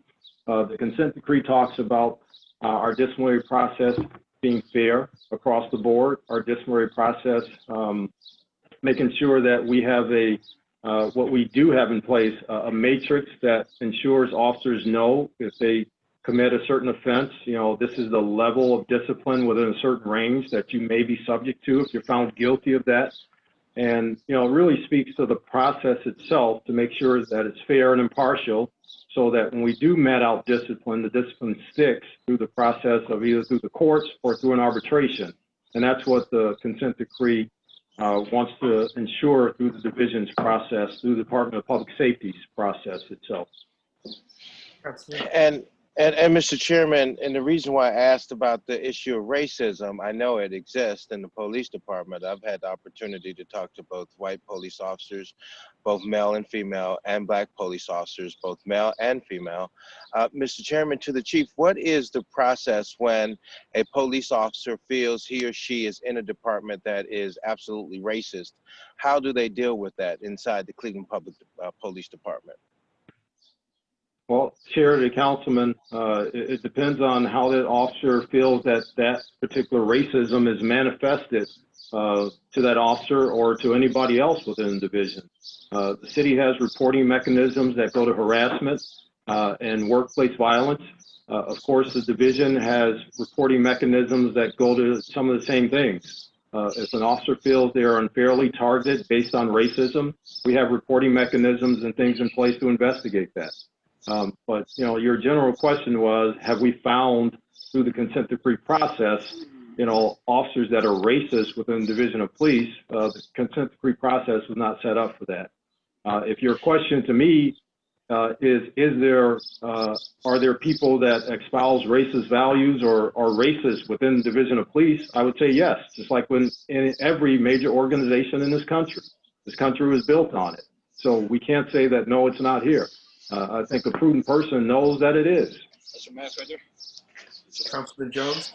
Well, I would suggest, Mr. Chairman, that the chief, and this is something the council is going to have to take up at some point, because it is boiling over in some areas, And that's the reason why I asked the question, because I was asked if, what would that process be? How do we begin the process to talk to the very few minority police officers who are there, meaning Black men and Black women? How do we begin the process to take an assessment or give them a poll on how they feel about their environment and those people who are over them, who are supervising them, and also their treatment on having the opportunity to be promoted? Those are very critical questions that certainly I would like to know more about. If that's possible, Mr. Chairman, we could sit down and have some kind of discussions, and then talk about how we might be able to have some hearings as it relates to dealing with racism inside, as the chief has said, that's in every department. How do we begin to root that racism out? How do we do it in such a way where African-American police officers, and one of your problems on recruiting is the word that your departments are so bad that people don't want to go there and be exposed to that. They don't want to go in your department and feel that they're going to be treated in a racist way. And that's a major issue. And that's a subject matter that this council hasn't talked about. And now we're 20 some years later, we're at the same subject matter. We talked about this issue 20 years ago. You wasn't even a chief then. And we talked about the fact that there was racism in the department. Mike White had to deal with when he was the mayor of the city of Cleveland. And then there was an issue of racism within the ranks. So when you got 60% of the white men in the police department, in a city that's 50% African-American, and you're loading up those neighborhoods with all these white police officers, and then you're giving them guns, and then you're discharging them into the streets, that's an issue. And we have to really look at that issue. Now, in terms of more police officers, I am for more police officers in the neighborhood. Some of my colleagues may feel a little bit differently. And I understand why they feel that way, because of the long legacy and the history of how police brutality has rolled out all across this country. And that's the reason why you have a whole lot of these people marching all over this city and in the United States and over the world, because they're tired of it. So it would be nice, Mr. Chairman, to my colleagues who are listening right now, let's hire more Blacks. What is the holdup? What is the problem? Hire more Black police officers. Why do we have to sit here and beat this drum day in, year out? Why can't we hire more Black police officers? What's the problem? Councilman, And Mr. Chairman, I'll leave it with that. Yeah, thank you, Councilman. And again, we will have that briefing hopefully soon. And Chief, you heard his passion. I know you share that passion as well. I've heard you say many times that you want our police force to represent the city that it serves and protects, and we'll work towards that. I have Mr. Councilman, Mr. Chair, could I? But just let me set this up. Nope. I have Councilman Slife, who's in the waiting room, but Councilman Plensick is back. Chief, just final comment on that topic, and then I'm going to go to Councilman Plensick, then Councilman Slife. Yeah, Chief. just real quick, Mr. Chair, to the committee. And I've said this before also, we can't start from the position that all Caucasian police officers are bad. And that's kind of the implication that's being thrown out there, because I'm sitting in a room with quite a few right now that are great police officers. And if you want to talk about racism itself, that's a little different topic than biases, which we all have biases. Not everybody's racist, but we all have biases. Some of that stuff we know about, some of it's just kind of the way we do business and the way we've been raised. But we can't start from the position that every white police officer in this country, in this division, is a bad police officer. That's just not how we can start the conversation. Chief, I hear your response. We're going to move on to Councilman Mike Plensick. Hear me? Yes. Thank you very much, and I apologize. I went to two different networks and for some reason, and I can't wait to get back into the committee room where we can do this like we used to do.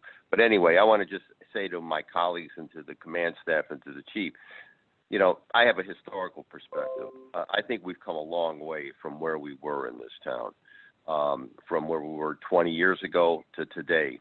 I could see that. I worked very closely then with the White administration and then the chiefs at that time and the safety directors as it pertains to community policing. So again, we've come a long way. The consent decree, I believe, has helped considerable to put the Cleveland Police Department in a posture and in a position where we can move forward and, as Chief has indicated, hopefully make it one of the finest departments in the country.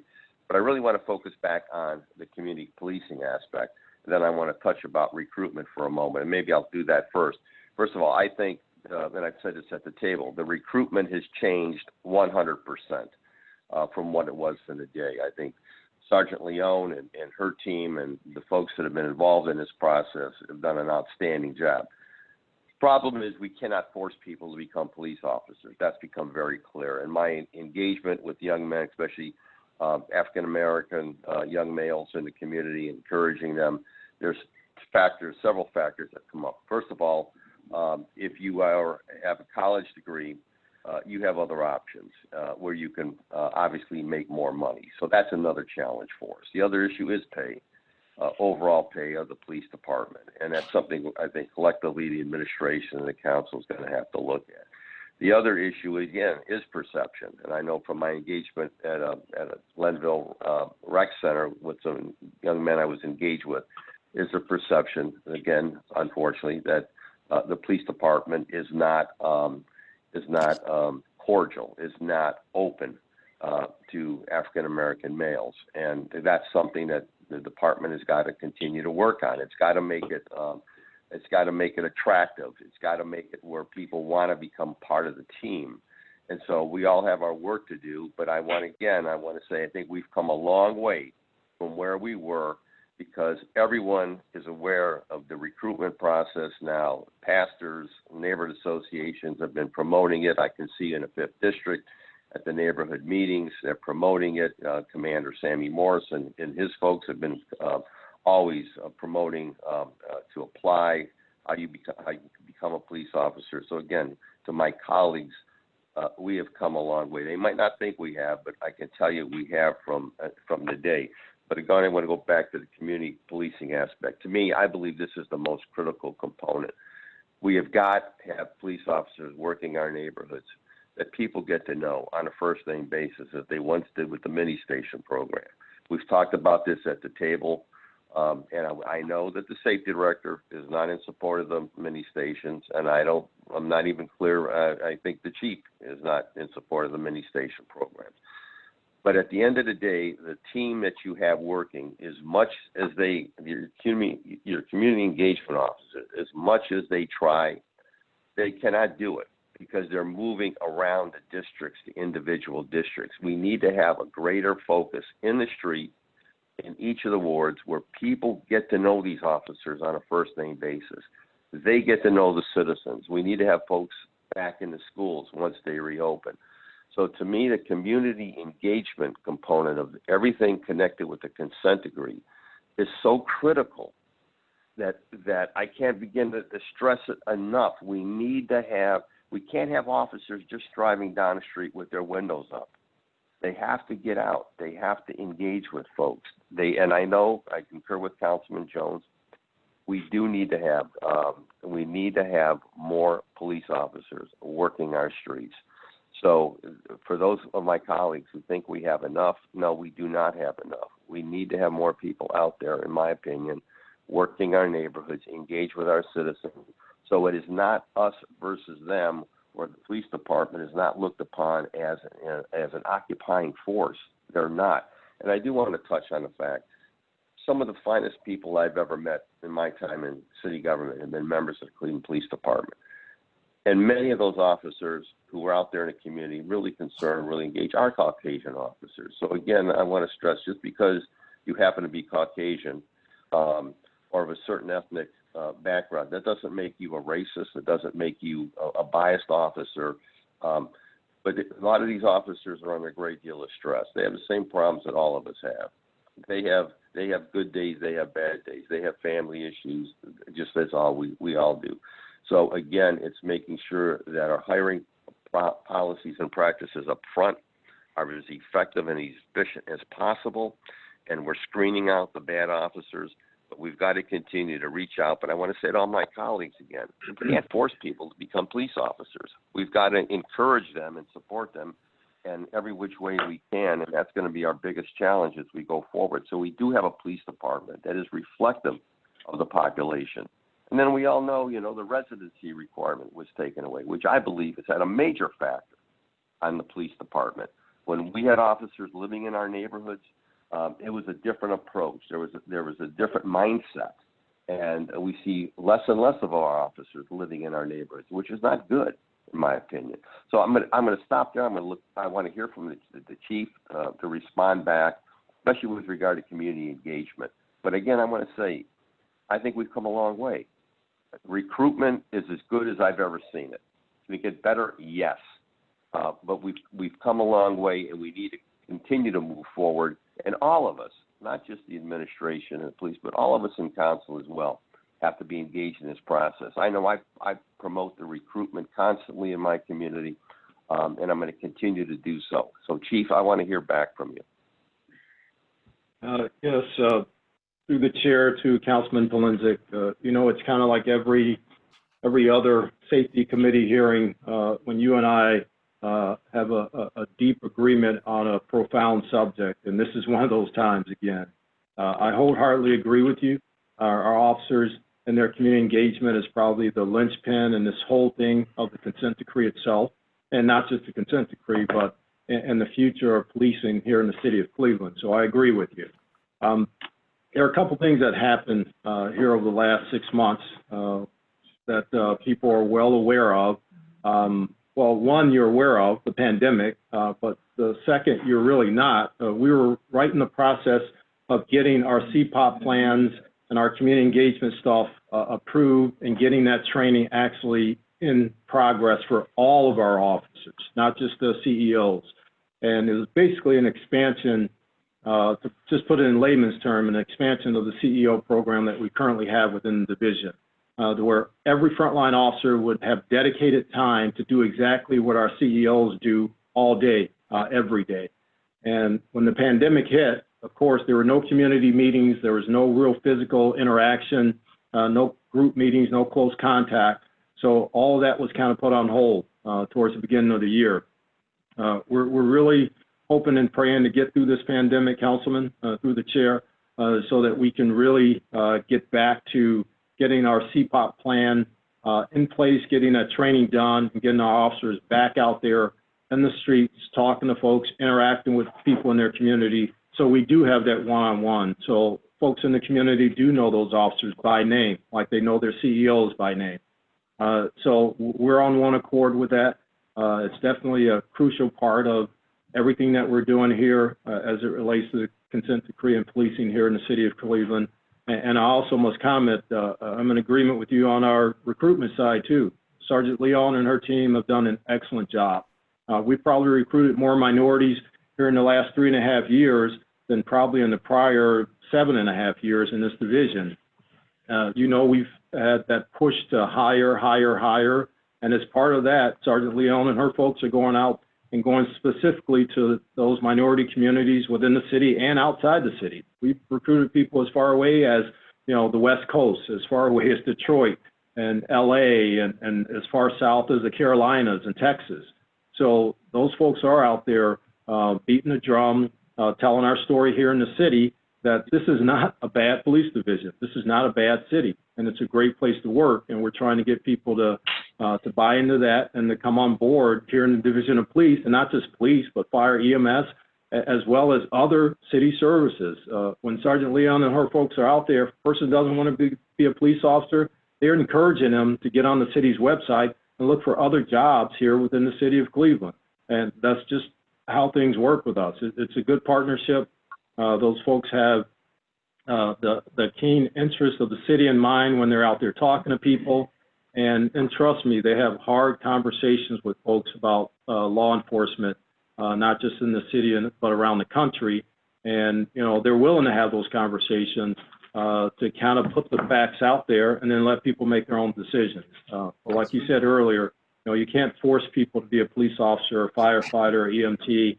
You can give them the facts, you can encourage them, and then hopefully, you know, they see value in one of these careers. And that's what we try to do day in and day out. Councilman Okay, Palencia. well, I look forward, Mr. Chairman, my elder colleagues, I look forward to that community engagement more intensified than ever before. So thank you, Mr. Chairman, and I look forward to the rest of the discussion. Thank you. Thank you, Councilman. To my colleagues, we have 3 pieces of legislation and 2 other topics to go over. We're 2 hours into this hearing. I have Councilman Slice and Councilman McCormick on the list. And then what I'm going to do prior to asking the chief to update us on events that happened May 30th and to hear an update from Acting Director Howard on the Desmond Franklin case, I'm going to hear legislation. I don't want to lose a quorum. So, Charles, Councilman Slice. Thank you, Chairman Zone, and I'll be very brief. And actually, Chief Williams began to touch on something I was going to request. To build off of Councilman Joe Jones's request about diversity numbers, if there's an ability to break that down by people's tenure within the department, whether it's by their class or their age, I think that it'd be a useful way for us to see how diversity is growing within the department. Is it to the level that we want, and to kind of then be able to take that and speculate forward on what does the department look like, 5 years from now, 10 years from now, and make sure that we're on the right track. And just last little thing on diversity, I don't know the extent to which it's possible or happening already, but as younger officers are coming on and there is more diversity, I hope that there's engagement with them, that they can kind of comment back in a productive way on their perceptions of the department once they're in it, how they can help kind of advise on diversity policy moving forward, because they're in many ways the subject matter experts, and I want to make sure that there's it's not, and not everything's top down, that there's an ability for a bottom up approach as well. My other request, and Chairman Zone, this might exist already. I'm not on this committee, but I want to make sure that I'm well versed on these issues. I have in front of me on my other screen mayor's estimate from earlier this year, and we all know an elephant in the room is activism right now pertaining to police budgets. As I see it, our budget has increased. One cannot deny that, and much of it is tied to the consent decree, its implementation. Do we have a sense whether moving forward through an extension of the consent decree or one day when we are beyond the consent decree, what will it take to fund a department, division of police that is engaged with the community to the expectation of the consent decree moving forward, and to what extent are recent budget increases over the last couple years specifically tied to one-time purchases of equipment or other mechanisms that are needed to become in compliance in a near term. To summarize it, what does our budget look like 10 years from now? Is there an expectation that it'll be higher than it has been in the past simply because this manner of policing dictates it? Through the chair, Chief, please. through the chair of the councilman, our budget has increased through the consent decree. A lot of it in the recruitment aspect. The mayor probably at the end of 16 going into 17 with the passage of the tax amendment, basically gave an open door to the police division to hire as many people as possible. And we've kind of been in that mode ever since. So, of course, with increased hiring, the budget's going to go up. That also increases equipment costs. It also increased training costs. So I see our budget going up over the next few years, not just to meet the consent decree, but just to maintain what we're doing now and to stay on that upward trajectory to have a diverse division, to have the best trained division, to have the best community engagement tools out there. And, it all comes with, looking at that budget and making sure those things are in there to achieve all that. Councilman Slice, anything else? No, that's thank you, Chief Williams, and I that's useful information for me in any way, and if to the extent that it exists or it's even possible for us to think through that, those years, those moving forward, what those budgets will look like, I think will be helpful for us as we start to tackle some other conversations that I anticipate might kind of germinate, but are beyond the scope of this hearing today, so I won't go there. Thank you. Councilman Kerry McCormick. Thank you, Chairman Zone, and thank you for hosting this really important conversation. I'm like Councilman Slipe, I'm also not on this committee, but wanted to be here today to be a part of it. So thank you, Chairman Zone, and for everyone that's come on. I will also be brief, and one of the things I committed to through the last few weeks is to make room and support other voices. So I want to do that and, support my colleagues who have spoken out today on the importance of diversity in the force and all the other comments that were made today. Just a couple quick things, Chairman Zone. And if this was already requested, forgive me. There's been a lot of conversation in the community, and we've all really, received emails and been in conversation with activists and folks that are, demanding change on the street and in our communities. And one of the major things that that's come from a lot of folks in the community and who have been pushing for change has been the idea of expanding our approach to emergency response, meaning if a police officer isn't needed, we shouldn't send one, right? So if there is an issue with someone who maybe is having an episode of a mental health episode, or if some smaller quality of life issues that may come along, how do we build a system that doesn't use the police resources that may be needed in other places, and then also send someone that is well-trained and educated in whatever the issue that person is seeing on an immediate basis. I see that, Chairman Zone, in my ward quite frequently, especially when it comes to mental health. And I will tell you that, probably 9 times out of 10, it would be better to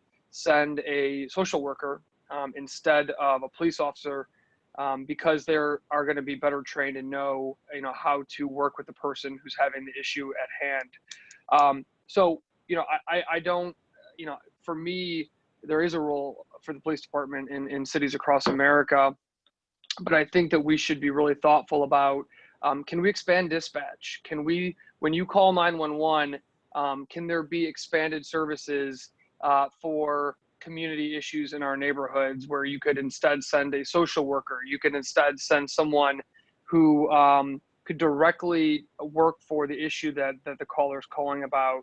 So I just wanted to be thoughtful about that, and as we continue these conversations. But on that note, and through the chair, I don't know, to Cameron or to the chief, I'd like to see a breakdown of calls for service. And again, forgive me if this has already been requested. For the past year or two, we'll say, and based on not specifics, but on category. So what was the call for service? Be interested to see that from a data perspective. And the other thing, Mr. Chairman, beyond kind of looking at that, what we're hearing in the community around being really thoughtful about how we, structure our public safety approach in our community, which I think is a really good conversation, a needed conversation to have as a whole. But when we think about the conversation around diversity in our police force, and I know this has been brought up again, so I'm not going to really beat the point, but I still don't have a clear understanding as to why we don't have a full-blown public safety academy in one of our high schools. And again, I know this is an issue that's been brought up quite a bit, but we do have academies for maritime and aerospace. We have academies for arts, which is great, and we have all those. But why not embed public safety as a broad term, whether it be social work, whether it be EMS, fire, police, having a robust academy in one of our high schools that directly feeds in our kids, our youth, and our community to take an interest in these fields. So again, Mr. Chairman, the specific request is around categories of calls for service, what that looks like, what percentage are for each category, and then again, kind of continuing on the conversation about how do we think critically and innovatively about how we deploy public safety in our community and how we deploy those resources in a way that best fits the need for why that caller is calling. So, and how do we help them achieve the help that they need on a daily basis. So again, Chairman, I thank you. And I've got a couple questions on the demonstrations, but I will wait till then. Thank you. Thank you. And Chief, hold your response because we're going to do a hearing around recruitment and give some thought to about this academy that Councilman McCormick mentioned. What I'm going to do to my colleagues right now is I'm going to shift. I'm going to hear a couple pieces of legislation and then ask the Chief to give us an update about events that happened on May 30th. So I want all council people to come back on video. If you've disabled your video camera, you must enable your video camera.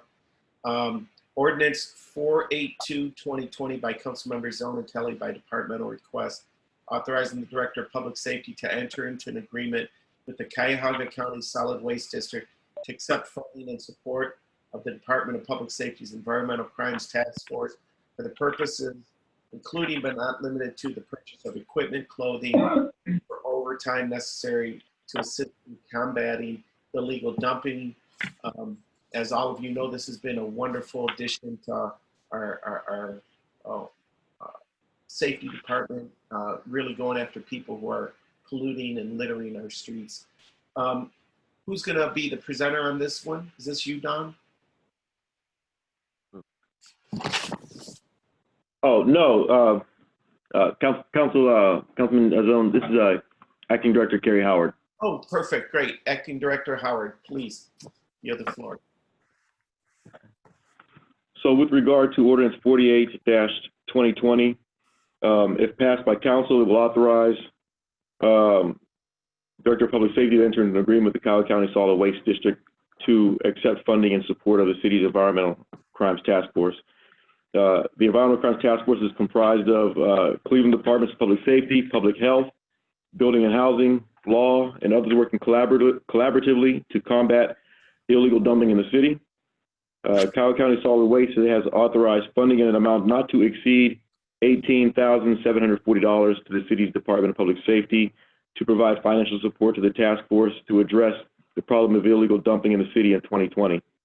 This legislation is important because this funding will assist the city's fight against illegal dumping and provide necessary training and equipment to Environmental Crimes Task Force. Just a few statistics. In 2019, there were 173 complaints of open dumping, 48 theft, 3 breaking and entering theft, 3 hazmat, 7 other miscellaneous complaints, for a total of 234 total complaints. Case investigation results led to 179 cleanups, 55 felony indictments, 23 vehicles towed, 20 misdemeanor indictments, 11 search warrants, 10 citations, 5 felony arrests, 13 felony convictions, 5 misdemeanor convictions, and 1 misdemeanor arrest. The budget is comprised of $15,200 for personnel. That's for a detective and supervisor overtime. Includes that. $1,200 for clothing, tactical pants, and items needed to be worn by the task force officers. And then $2,340 for contracts and cell phone services, for a total of $18,740. There's no local match requirement here. This funding will defray the city's costs for the task force and support the hard work of and the results of the task force provides. Thank you, Director Howard, Acting Director Howard. Any questions relative to this $18,000 grant for Environmental Crimes Task Force?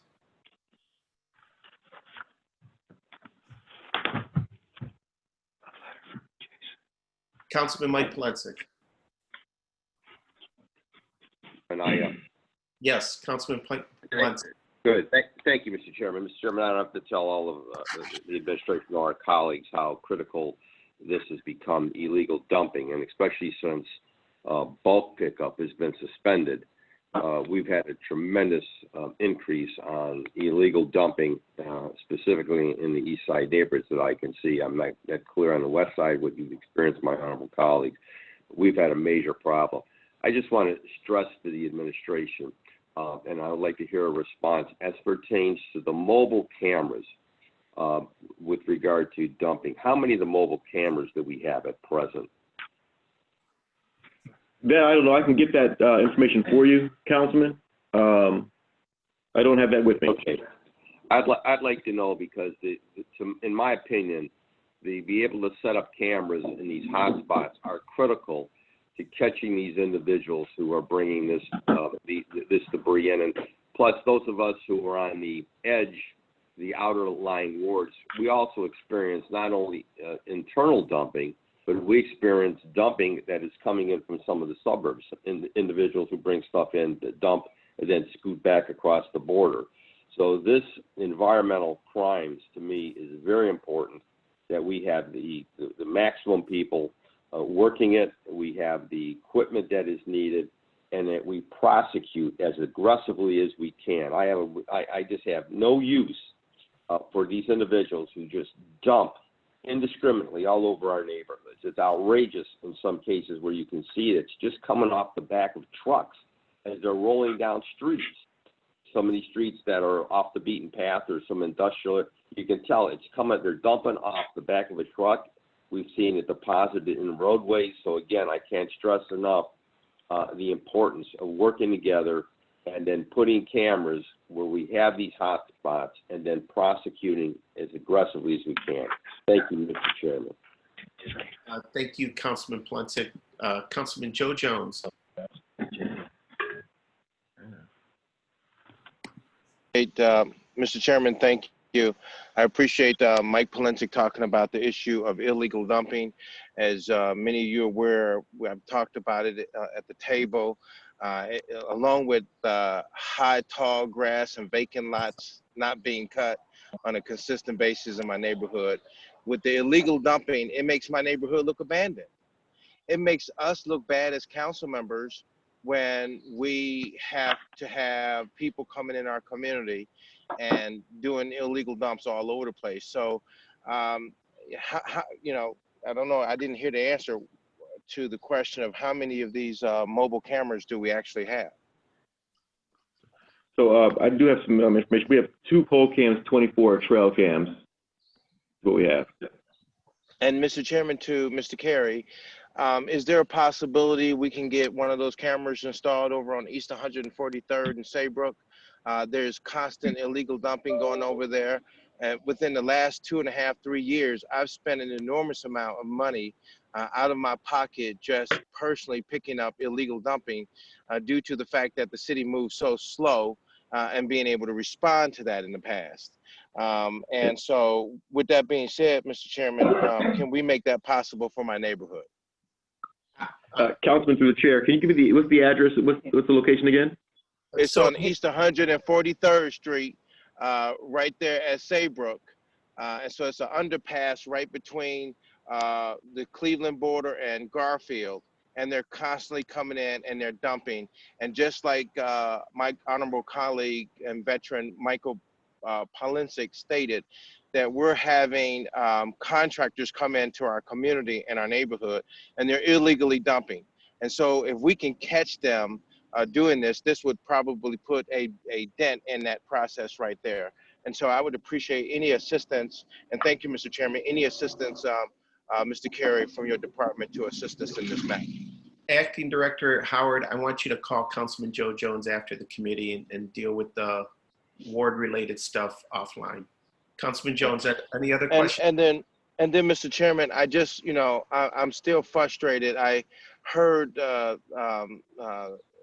know, and I don't have any issues with the chief, you know, and as it relates to hiring, but you know, the issue of us sitting at the table and asking for information and not getting that information, and we're looking at, you know, March, April, May, June, 4 months later, I still don't have the answer to the question. Not only did I ask that question in terms of how many minority police officers were there in February, but I also asked that same question the year before and the year before that.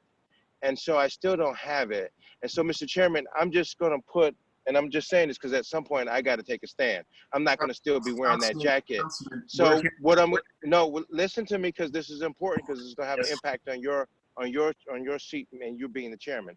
I'm going to vote against everything police department, everything until they start giving me some respect as a professional in this organization in terms of the request of information that has been made. And so enough is enough, and I've had enough. I've asked for them to tell me how many black men and how many black women are hired by this department, and I still haven't had it. And 20 some years later, we're still talking about the issue of not having black people work for the police department, the fire department, and the EMS. It's just unacceptable not to have that information. So I mean, what does a person have to do, you know, as a sitting elected official, not to get that information is totally disrespectful to the citizens of the Lee Harvard Ward 1 area. So I'm just putting you on notice that I'm gonna start voting against everything, and I'm gonna start stepping up and escalating the process on these issues. And a lot of people are not going to like it.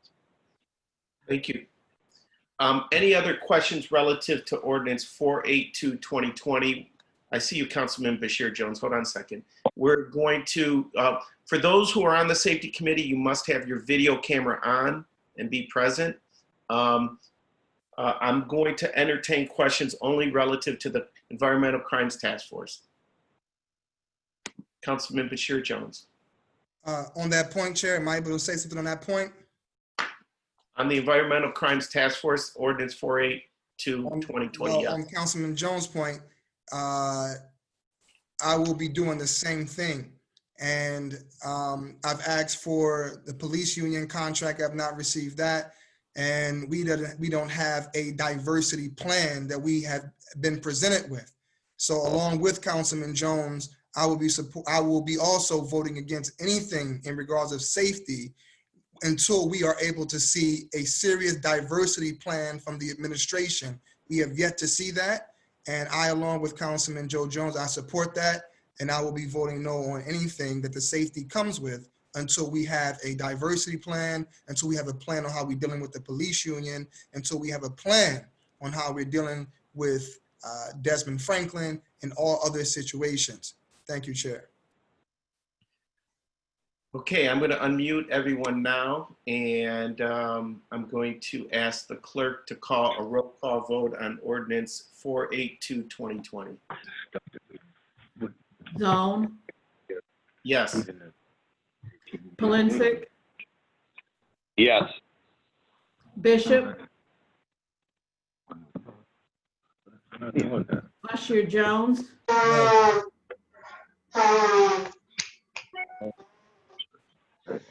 Bashir Jones, No. Joe Jones, No. Casey, Yes. Santana. Yes. On ordinance 482-2020, 4 yeas, 2 nays.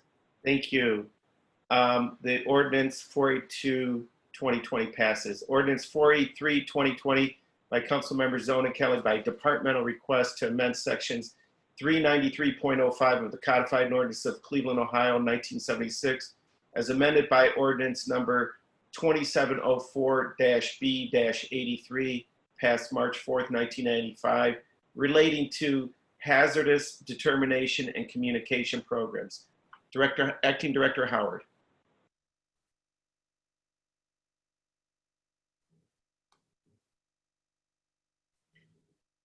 Acting Director Howard. Sorry. Oh, sorry.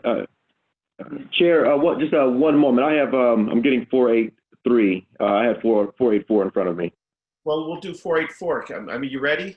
I will just say to my colleagues on the phone and to the administration, we have 2 more pieces of legislation to hear, and I have 2 more topics to address with the administration. We're 2 hours and nearly 2.5 hours into this hearing. So everyone, please be prepared and be brief. Are you ready on 483? Mr. Howard? Okay. Can we proceed with 484, Chair? Ordinance 484, 2020 by Councilmember Zone and Kelly by departmental request, authorizing the Director of Public Safety to apply for and accept a grant from the Ohio Office of Criminal Justice Service for the fiscal year 2019 State Burn Memorial Justice Assistance Grant for the operations of the Northern Ohio Law Enforcement Task Force, and authorizing the Director to enter into agreements with various municipalities or governmental agencies needed to implement the grant. This is a grant that we've received year in and year out. Director Howard. No, I don't have that one. Ordinance number 484-2020, if passed by council, will authorize the Director of Public Safety to apply for and accept a $75,000 grant from the Ohio Office of Criminal Justice Services for the fiscal year 19 State Burn Memorial Grant. This legislation will provide funding for the operation of the Northern Ohio Law Enforcement Task Force, also known as NOLETF. The purpose of the goal of the Office of Criminal Justice Services Justice Assistance Grant is to provide funding to law enforcement agencies for operating a multi-agency task force. The City of Cleveland will be reimbursed for costs associated with operating the Division of Police's Northern Ohio Law Enforcement Task Force. This task force is a multi-agency drug task force that brings together state, federal, and local agents and investigators to ensure the most sophisticated investigation and prosecution resources are directed against organized drug trafficking groups. Task force partners are comprised of the Cleveland Police Department, the FBI, IRS, Greater Cleveland Regional Transit Authority, Police Department, Ohio BCI, Ohio Adult Parole Authority, CMHA Police Department, Cowal County Sheriffs, the Police Departments of Bedford, Lakewood, and Moreland Hills. I got it. For 2019, the following are the stats related to these operations. There were 75 new cases in 2019, 40 non-federal indictments, 11 wiretap cases, 52 firearm seizures, fentanyl and heroin that we saw 6.6 pounds seized, and $1,565,500 of U.S. currency has been seized. 57 search warrants were executed in 2019. Federal indictments, we had 68. There were 47 arrested federal roundups and 22 pounds of cocaine seized. Finally, 23 pounds of methamphetamine seized. The expenses to be reimbursed with regard to personnel, $19,984 for police officer overtime, $20,000 for police officer overtime for partner agencies via contracts. For travel, $5,000 for travel-related expenses.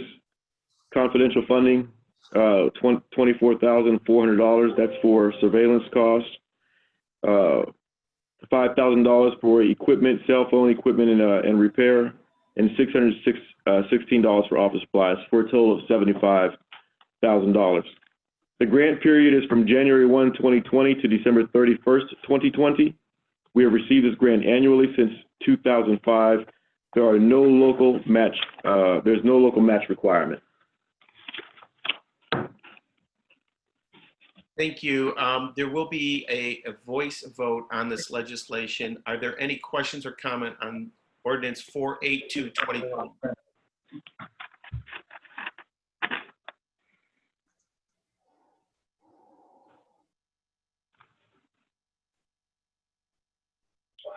Seeing no hands raised, clerk, will you please call the vote?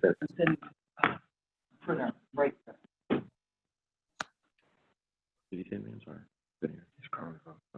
Zone, Yes. Polincic, Yes. Bishop, Do you have seat available seating? Ashir Jones, No. Okay. Joe Jones, No. Casey, Yes. Santana. Mr. Chairman, on ordinance number 484-2020, 3 yeas, 2 nays. Thank you, Clerk.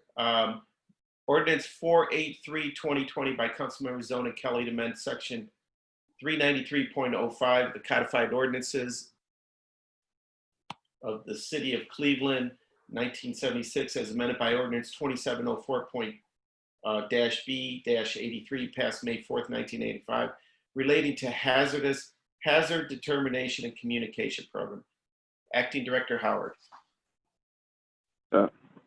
Chair, ordinance number 483-2020, if passed by council, will amend Cleveland Codified Ordinance Section 393.05 to correct the phone number listed for the Fire Prevention Bureau of the Cleveland Division of Fire, of the Cleveland Fire Department. The phone number currently listed is 216-621-1230, and the correct number is 216-664-6664. So the authorization, this legislation, all it does is change a telephone number? That's correct, Chair. No funding related to it. Any questions or comments from committee members relative changing of the Cleveland Fire Department's phone number?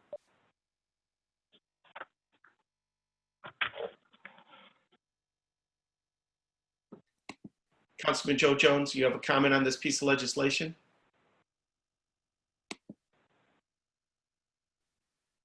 Hold on, Councilman, we can't hear you. Hold on. You're saying that the whole purpose of this legislation is just changing a phone number? Yes, sir. No questions, Mr. Chairman. All right, clerk, call the roll. Zone, Yes. Polincic. Polincic, Yes. Yes. Bishop. Bashir Jones, No. Joe Jones, No. Hazy, Yes. Santana. Mr. Chairman, on ordinance number 483-2020, 3 yeas, 2 nays. Thank you. All right. All legislative matters are done for today. I have 2 more items we're going to discuss. I hope Chief Williams is still here. The first item is I had made an inquiry into having the safety committees and members of councils updated with the investigation into the use of force against Desmond Franklin. And I'd ask Acting Director Howard to update the council members at this time. Thank you, Chair. This matter, the matter of Desmond Franklin is being investigated by the Cuyahoga County Sheriff's Department. They have been conducting the investigation. The Cleveland Police Department has not had any involvement with this investigation, but for providing a liaison to provide any documents or anything that the Sheriff's Department needs from the city of Cleveland. As of right now, the last items awaiting the sheriff was the medical examiner's report, and it was the training file of Officer Garcia. All of the files related to Officer Garcia have been handed over to the Sheriff's Department. They have those. Once they get the medical examiner's report, the Sheriff's Department will then provide everything to the county prosecutor, who will determine which county will review it for criminal charges.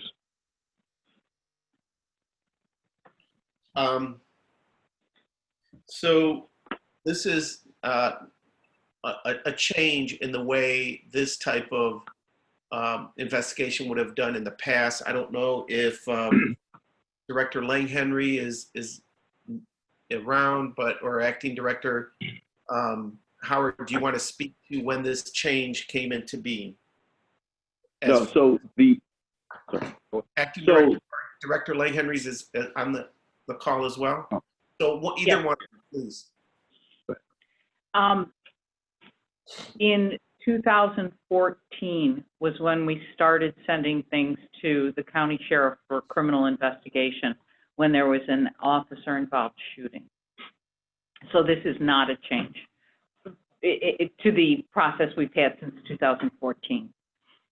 Well, that's what I meant. I'm sorry, Director. Since 2014, I know things have changed, post 2014, but pre, it certainly wasn't the case. And I think what we're hearing nationally in this movement around defund the police and this unrest that's coming from communities, people are upset and they want to know that government is transparent, that government is accountable, that there is a process to make sure that people's due process is served, but at the same time, the community is being kept safe. So with respect to this particular matter, this unfortunately will send some shockwaves through the community, and people have more questions than they have answers. So Acting Director Howard, anything else you want to speak to about this investigation and maybe a timeline associated with when we might get some findings? And then I'm going to open up to questions for my colleagues.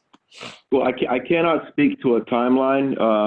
As I said earlier, the city of Cleveland is not involved in this whatsoever. And I believe that is, well, I know that is the most important thing for both council and for the citizens of Cleveland to understand, is that we are interested and we want justice done. We want a just investigation done without any type of appearance of impropriety.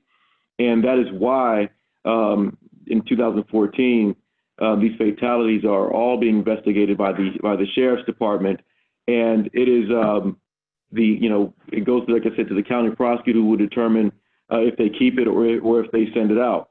But again, I think the most important point is that the city of Cleveland, we are not involved in any in the investigation of this or any other fatality. It is the sheriff's department. Well, and the other thing that I want you to communicate, it's my understanding, and correct me if I'm wrong, it's not only the investigation, the investigative stuff's happening by the sheriffs and not the Cleveland Division of Police, but ultimately when there are findings, those findings then will potentially be turned over to the county prosecutor, but it's my understanding the county prosecutor may appoint a special prosecutor. Can you speak to that? Yes, so the county prosecutor, Michael Malley, will appoint a special prosecutor from an outside county to review the file and make any type of charging determination, whether charges will or will not be brought in a criminal aspect, so that it is being completely taken out outside of the city of Cleveland. Okay. All right. I have Councilman Joe Jones and then Councilman Bashir Jones. Please raise your hand if you want to speak in the chat box. And right now we'll go to Councilman Joe Jones. Thank you, Mr. Chairman.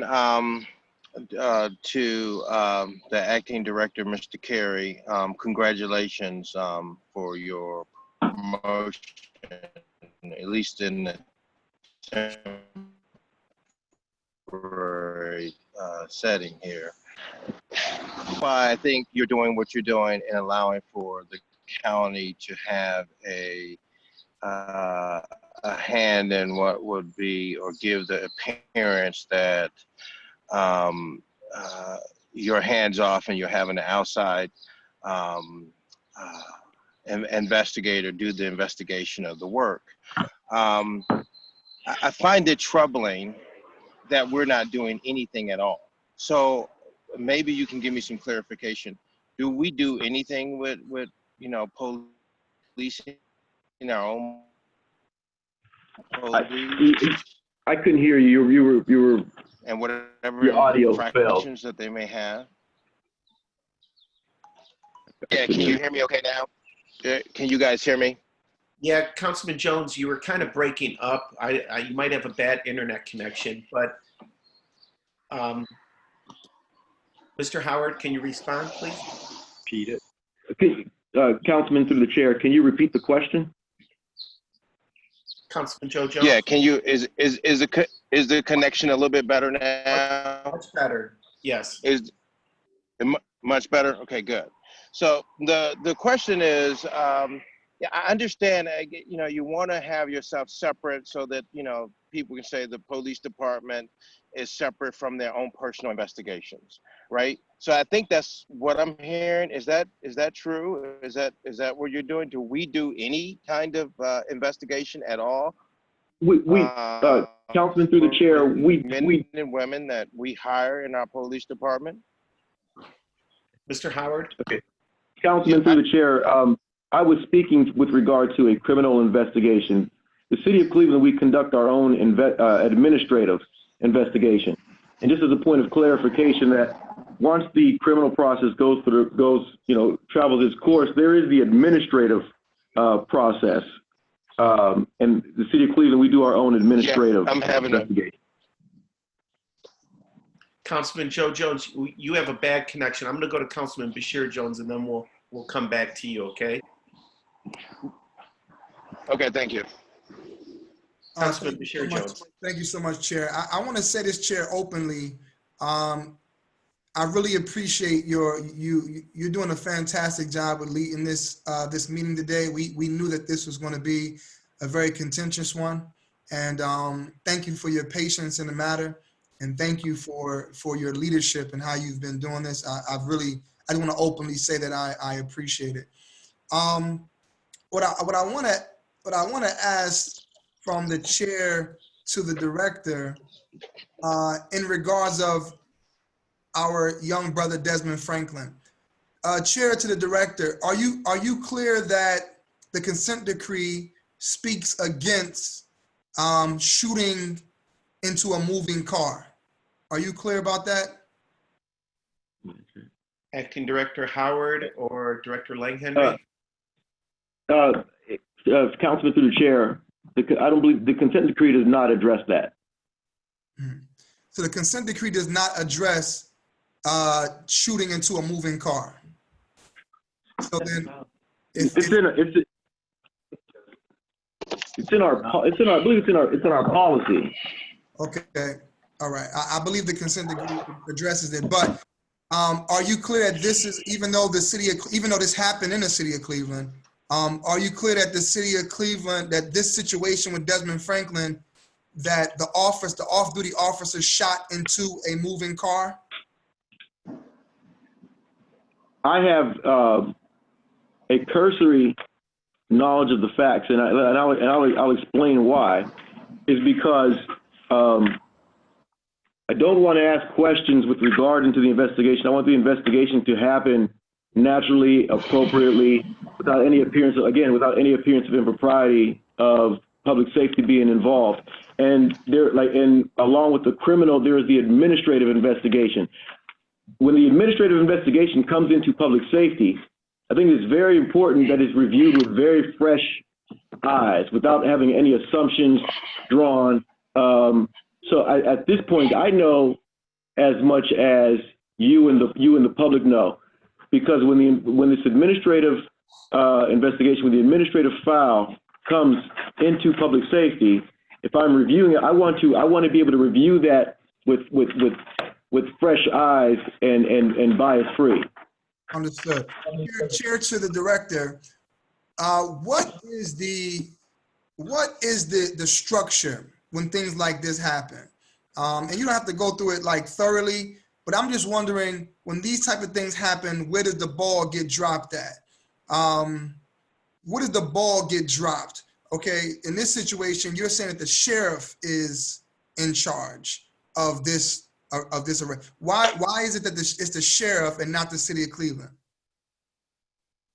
I think that you would imagine the view of the Cleveland Police Department investigating a Cleveland police officer involved in an off-duty shooting. The sheriff removes that appearance of impropriety from the city of Cleveland investigating its own, and it allows the sheriff's department to conduct their investigation underneath the management of their own supervisors, and while ensuring that the city of Cleveland provides anything that it needs with regard to that investigation. But the sheriff's investigating it is a matter of, again, avoiding the appearance of impropriety, fostering a fair investigation, maintaining public trust. Interesting. So it's still police policing police. Is that correct, Chair, to the director? Well, whether it was the Coward County Sheriff's Department or the Franklin County Sheriff's Department, I mean, it would be law enforcement investigating this matter. I mean, they. So yes, the answer is yes. Then it's still law enforcement investigating law enforcement. Yes.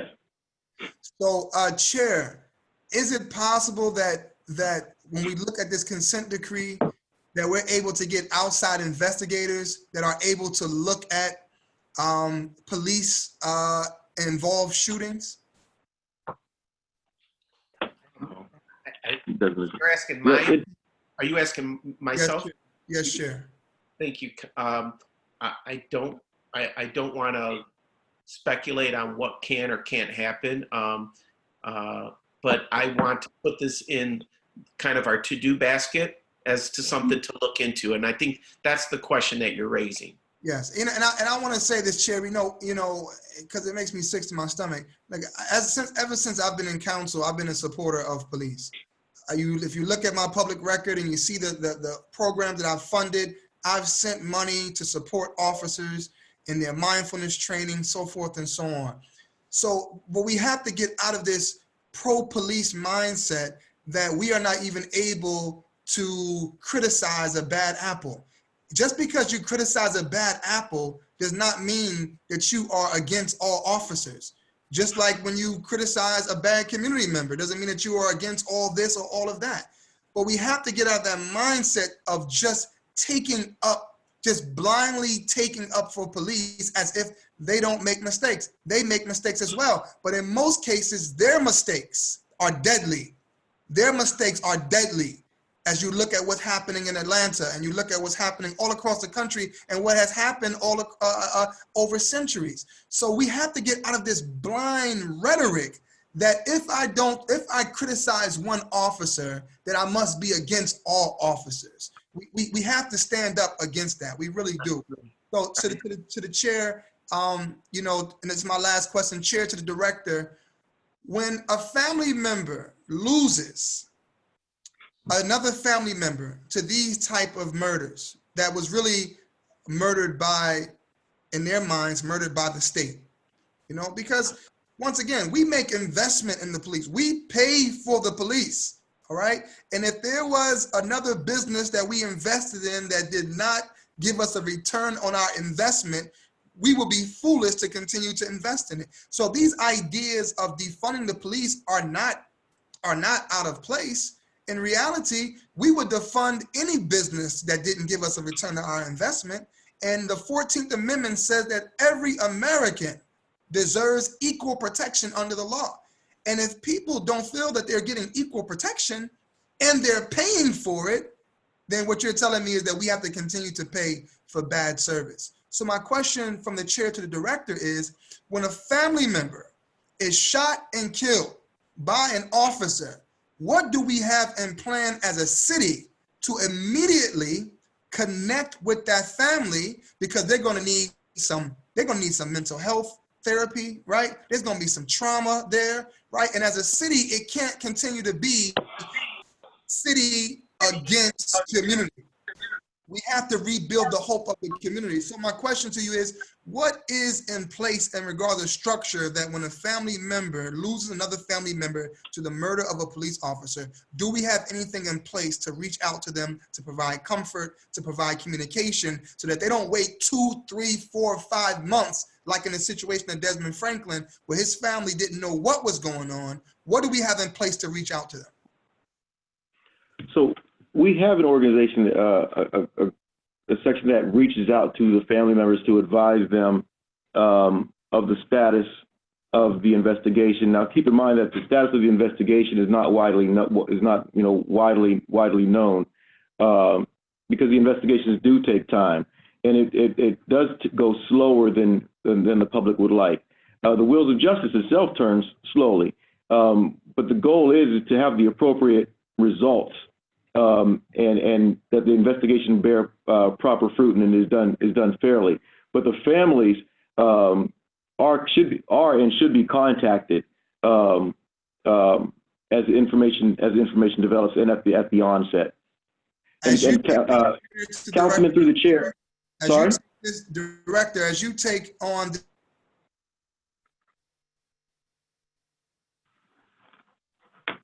can you commit to create of assistance and need to be communicated with? Can you commit to a process that we will reach out to the families and keeping them abreast on where we are in the process? Councilman, through the chair, what I will commit to is looking at what we have in place and seeing where and if it fails and how we can improve. It has failed, or it's failing already, Director. I mean, it's clear it's failing because it's clear. I hope. Councilman, can I jump in, Councilman? Because I know what you're asking for. Go ahead, I direct this comment to Director Lang Henry and Acting Director Howard. The question on the table, and we'll take the answer offline. I don't want you to give me your opinion on this. We're going to put it in the work category.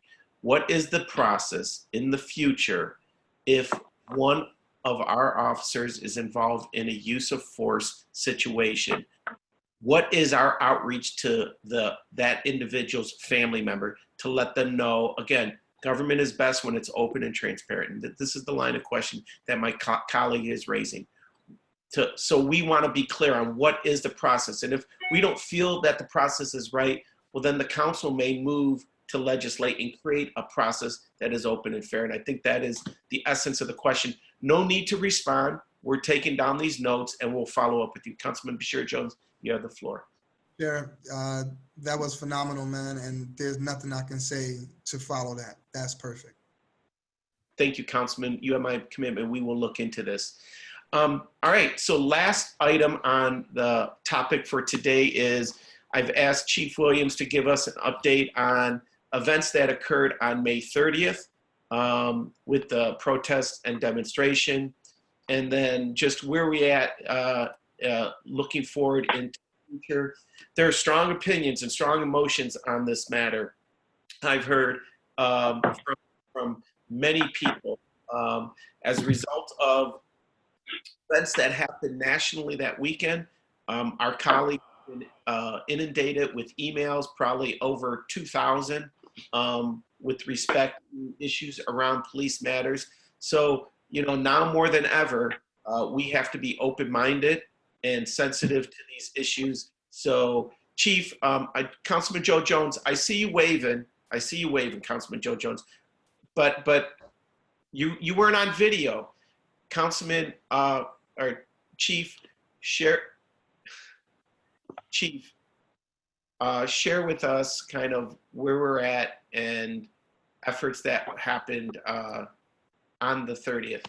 And then we're going to open it up to questions and comments from the council. Chief Williams. All right, Mr. Chair and the committee, I'm going to be brief because there are a lot of things that I'm not going to get into. The division is going to conduct a debriefing after action here in the next couple of weeks, where we'll bring in all the folks involved, all of our supervisors that were involved in this, a lot of the officers that were involved in May 30th, so we can get a clearer picture ourselves of exactly what happened, what didn't happen, and then the things that we do to move forward. So I'm not going to get too detailed because there are a lot of answers that I don't have. As you know, since May 30th, we've been kind of busy. The city hasn't slowed down, both in the protest activity nor in just regular criminal activity around the city. So we haven't ourselves had a chance to really take a breath and sit down all the folks involved to make sure we kind of re-encapsulate May 30th to see exactly what happened and what didn't happen. Just so the council knows, to my right here is Commander Dorothy Todd, who's the commander of the 3rd District, who was the incident commander for the event that was scheduled for that day, and who did a phenomenal job and everything that happened from the start of the event to the end. Commander is available to answer a few questions, but again, we're not going to get too deep into it. I don't have to remind folks of what happened last Saturday. I'm sorry, 2 Saturdays ago. For me, a 34-year veteran of this police division here in the city of Cleveland, all my time as a law enforcement officer being here in the city, it was probably one of the most disheartening things to see happen in our city, period. And I know a lot of officers out there felt the same way and still feel the same way as a lot of our community members feel. The Division of Police for every major incident has an event action plan. We create that plan, we review that plan, we put that plan in place. Some of you may have a copy of the plan for that day. That plan is not for public dissemination because it has a lot of information out there about how we operate, the systems that we operate on, the timing of those things, so on and so forth. So we try to make sure those plans stay in-house because they do compromise the safety, not just of our officers out there executing the plan, but it compromises the safety of the individuals involved in the event itself. So again, I'm not going to get too deep into the plan itself. Really what I wanted to do is try to answer some of the questions for council on what they heard, what they saw, what they think may or may not have happened. And once we complete our after action, then that'll be available for council and folks to take a look at. So, Chief, I'll just give you some of my reaction, and I appreciated the other day having the ability to watch Commander Todd's video. It did give a different perspective. I was on site as several of my other colleagues on May 30th.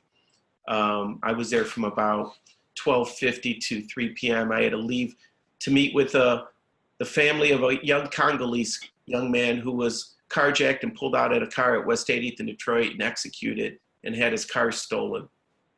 It was a very emotional day for me because I started off my day at the Vietnamese garden in Rockefeller Park, where we dedicated a new garden to the Vietnamese community. It was so uplifting and beautiful. I went down to the demonstration, and as I said, I was there for nearly almost 2 hours, and it was quite high energy. I thought the police officers were doing a good job of giving people their appropriate distance. Some of the feedback that I've heard, and I want you to kind of respond to, and we'll open it up to questions from our colleagues after I share with you some of my thoughts and a few questions I have. You know, everything was fine, and when the the demonstration started moving west, actually that's right about when I left, that it became very organic, and I think the county has some culpability in for this demonstration getting out of control. The last, I think, 3 protests we've had in our city have been in front of that county jail. The county did a poor job of not securing that asset. They didn't have the barriers around that facility. Anyone could have told you that that protest was going to organically move down to the jail. And I thought it was pretty heroic on our bicycle unit police officers who were standing there, only 17 of them in Class B uniforms. You know, they had a bulletproof vest on and a bike helmet. They didn't have riot gear on. And after watching the video from activists, through social media feeds, from stuff that was posted online, from observers, neutral observers. I had a friend who was a lawyer who was down there as an observer taking video footage.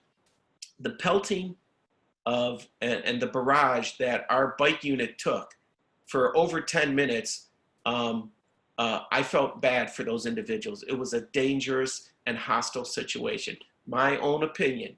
And when the sheriffs moved in with those shields, that's when it started to get agitated. But for the most part, even after that event, I think people responded well. I've heard many comments from individuals about isolated instances where they felt maybe our police didn't act well. But for as many of those as I've received as many comments about how restrained our police were in that situation. So the opinions vary, the emotions are raw. And I just wanted, Chief, just your reaction to kind of my my feedback on what I personally observed. Chief? Well, Mr. Chair and the committee, Chairman, you're right. Our officers did what they were trained to do. I mean, our officers are trained to make sure that people are safe and exercising their constitutional rights. And we don't antagonize folks. We don't react to folks trying to antagonize us. we don't start stuff, which was kind of some of what I heard a few days later is that the police started it. And anybody that was down there knows that that's not true in any way, shape, or form. Our officers did a great job in keeping their composure and trying to keep themselves safe as well as anybody else around them. And, you know, there was no reaction by our officers until they were ordered to do so. And they did that on orders, not on individual actions. So you're right. Councilman Joe Jones, you're required by law to have you on video. We see the high grass. I'm going to mute the video feed unless you're on it, Councilman Joe Jones. That's inappropriate. All right, so I have 4 people who want to ask questions. I have Councilman Polensek, Councilman Bashir Jones, Councilman McCormick, Councilman Joe Jones. Any other individuals? Councilman Mike Polensek. Oh, wait.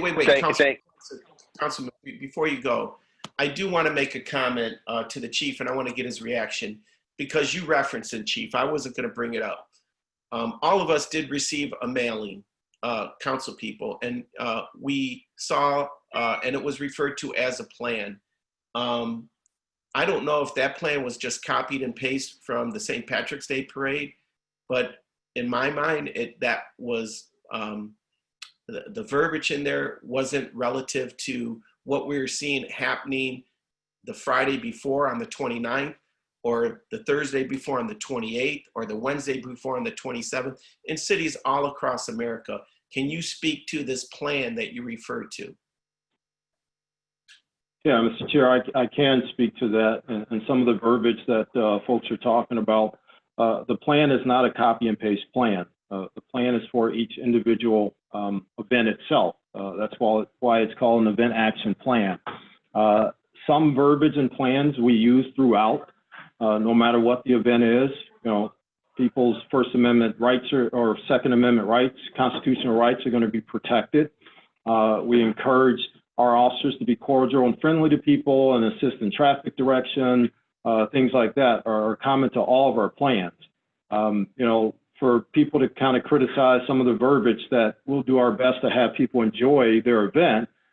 This event started off, was billed as, and started off as a peaceful protest, a peaceful rally. And for the people that came down to do that, the majority of the folks that were downtown on that Saturday absolutely did that in a peaceful, respectful manner, not just of our officers, but of themselves and the downtown community. So if you see verbiage that talks to our officers, ensuring people have a good time, so to speak, and I don't know the exact one you're talking about, I think I do, but that's part of all of our plans. You know, that's our intention from the beginning. You referenced it yourself. Our bike officers and a lot of our officers were in Class B uniform. That's our normal uniform of the day. Now, we weren't in protective gear. We weren't in helmets and shields because that's how the rally was built from the beginning. That was our response from the beginning. We weren't there to antagonize people, but we did have officers that weren't seen that were in that protective gear ready to respond, and they did respond when things started to happen. It's just, you know, these things are fluid, like you say, organic. And again, the folks that wanted to come down to express their constitutional rights in a peaceful manner, and they said they were going to do that, they absolutely did that. There was a smaller group that kind of grew and grew as the evening went on, who had no intentions on being peaceful from the beginning. And they made that known when they went down Lakeside Avenue. Okay. All right, well, I have Councilman Mike Polensek, Bashir Jones, Kerry McCormick, and Joe Jones on the list. If anyone else wants to be recognized, raise your hand. And at this point, I'm going to recognize Councilman Mike Polensek. Thank you, Mr. Chairman. Mr. Chairman, I, like some of my colleagues, went to the event, the protest. I was down there at 12:30. I was invited by the Greater Cleveland Clergy Coalition, Reverend Cavanis and Reverend Phillips, and was there to join with the rest of the protesters and neighborhood activists to express our outrage as to what happened in Milwaukee, the brutal murder of George Floyd. So I saw firsthand the peaceful protest, the people who were there. In fact, even there was a young lady passing out masks within a protest. There was another young man passing out hand sanitizer. You could just tell by their attire. The people came there to express their constitutional rights and their outrage as to what happened, not only for that case, but others as well. But then there was an element that started to filter in, and I was standing with friends of mine from Black on Black Crime Incorporated, and one of them pointed and said, "Look at these people. They're coming for they're coming to cause a problem. They're coming to fight." They were dressed in these military outfits or SWAT outfits, combat boots, some wearing military camouflage, tactical gloves, backpacks, masks. Some had gas masks, bottles with milk in them as they started to filter coming down Lakeside to filter into the crowd. And as the chairman indicated, and I saw Councilman Jones, Joe Jones, and my other honorable colleague, Councilman Conwell there, and others. And then as the crowd started to move down Lakeside, more of these individuals started to infiltrate the crowd. So what I can say without any doubt, without any fair contradiction, there was an element that descended that this was willful, it was malicious, and it was planned and tactical as to what their intent was. This wasn't the NAACP members inciting a riot, or Urban League, or Black on Black Crime Incorporated, or the other activist groups that were there, or the Clergy Coalition. This element that came in, and I will tell you, predominantly was Caucasian. They were not from my neighborhood, I can assure you that right now, with their backpacks loaded and all the other items they had. But then what they did, they infiltrated the peaceful protesters and then started to lob objects. You could see them lobbing objects over the protesters toward the police officers. Now, I will tell you, as I was there, I believe we were totally and woefully inadequate from the standpoint of police and the way the police officers were equipped. Again, as you've heard, the bike officers did not have any tactical equipment on. Other officers, and I've had police officers call me and send me stuff, how woefully they were unprepared for this event in light of what had happened in other cities. But there was this element that came in. They wanted blood in the streets. They wanted innocent protesters hurt. They wanted black protesters and black clergy. They wanted them hurt. I have no doubt about that. They wanted blood in the streets, and they almost got it. They almost got it. So my concern is, again, and I want to express this, the peaceful protesters, including myself, our rights were violated that day. Our constitutional rights were violated that day because they could not. The peaceful protesters had to flee on Lakeside Avenue to get away from that chaos and that carnage. When you see people throwing stuff at police horses, then with their spray paint cans, and what I can't understand, again, and if the chief wants to respond, but he said they're doing a internal review. But when you see, in my opinion, how inadequate we were to respond to these terrorists who came there to tear our town apart, and then the fact that what took place on Huron Road, Euclid Avenue, Prospect, East 4th, throughout the downtown, that there was not adequate police up there to stop the vandals, because what happened again, the terrorists who came in, then they were joined, unfortunately, with our own homegrown criminals to loot and destroy businesses, hard-earned businesses in this city. I was extremely, got to tell you, and I've always been pro-police, but I was just totally dismayed by what I thought to be the lack of a significant force there to deal with again, in light of what happened in other cities. And I want to say again, there was an element there to provoke the police. And I think, again, has been said, the police were very restrained in their response.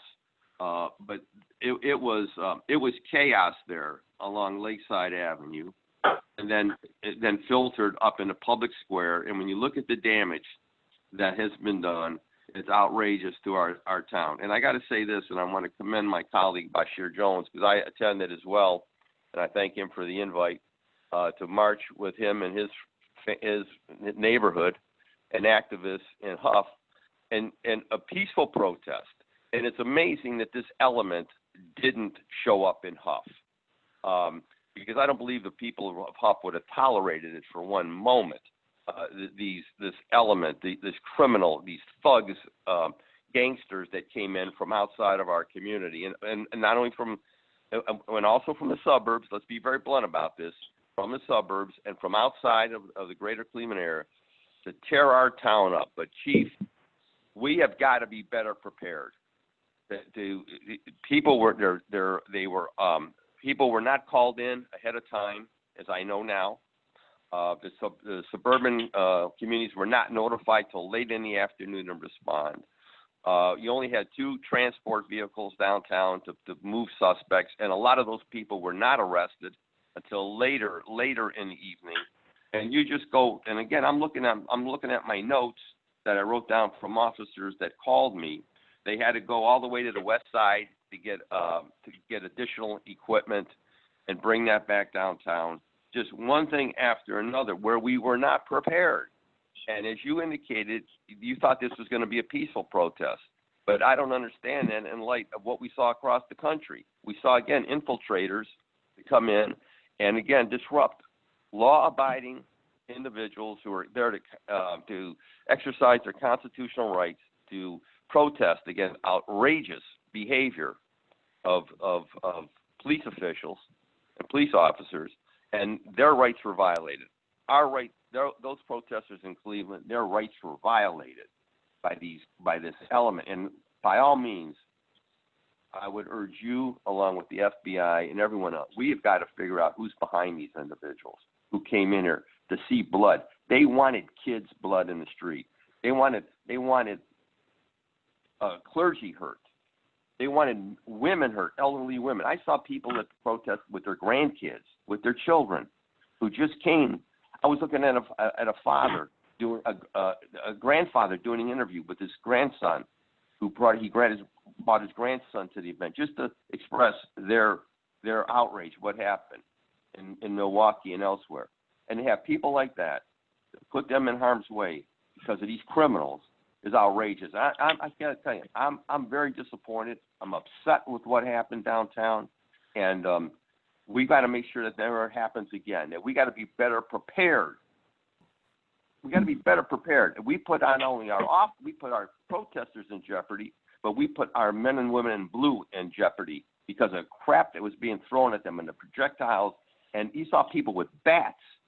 You see lobbing rocks and frozen fruit and vegetables at the police, frozen water bottles, outrageous crap was thrown at these police officers. So again, thank God nobody was seriously hurt. Thank God downtown was not burnt or set ablaze, and we were very lucky. But I got to say to my animal colleagues as well, to the administration, that has to be.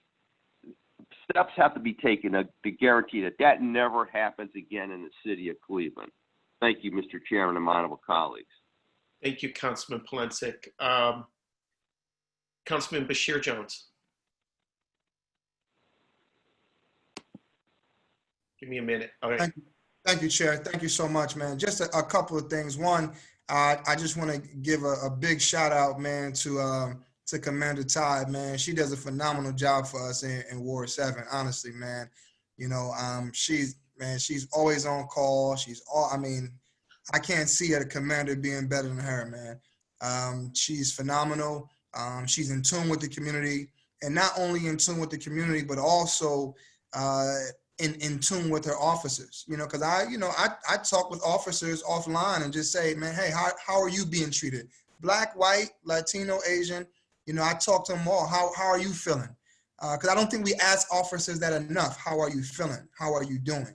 you know, because this has to be tough for them too. And that's the reason why I wanted to put on a solidarity march, to march with officers and let them know that we support the good officers. We support you. We just don't like a system that allows bad officers to get away. So I just want to give a shout out to Commander Todd for all the great work she's doing, Commander Morris as well.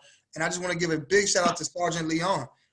She came to the march and she spoke to the hearts of the community.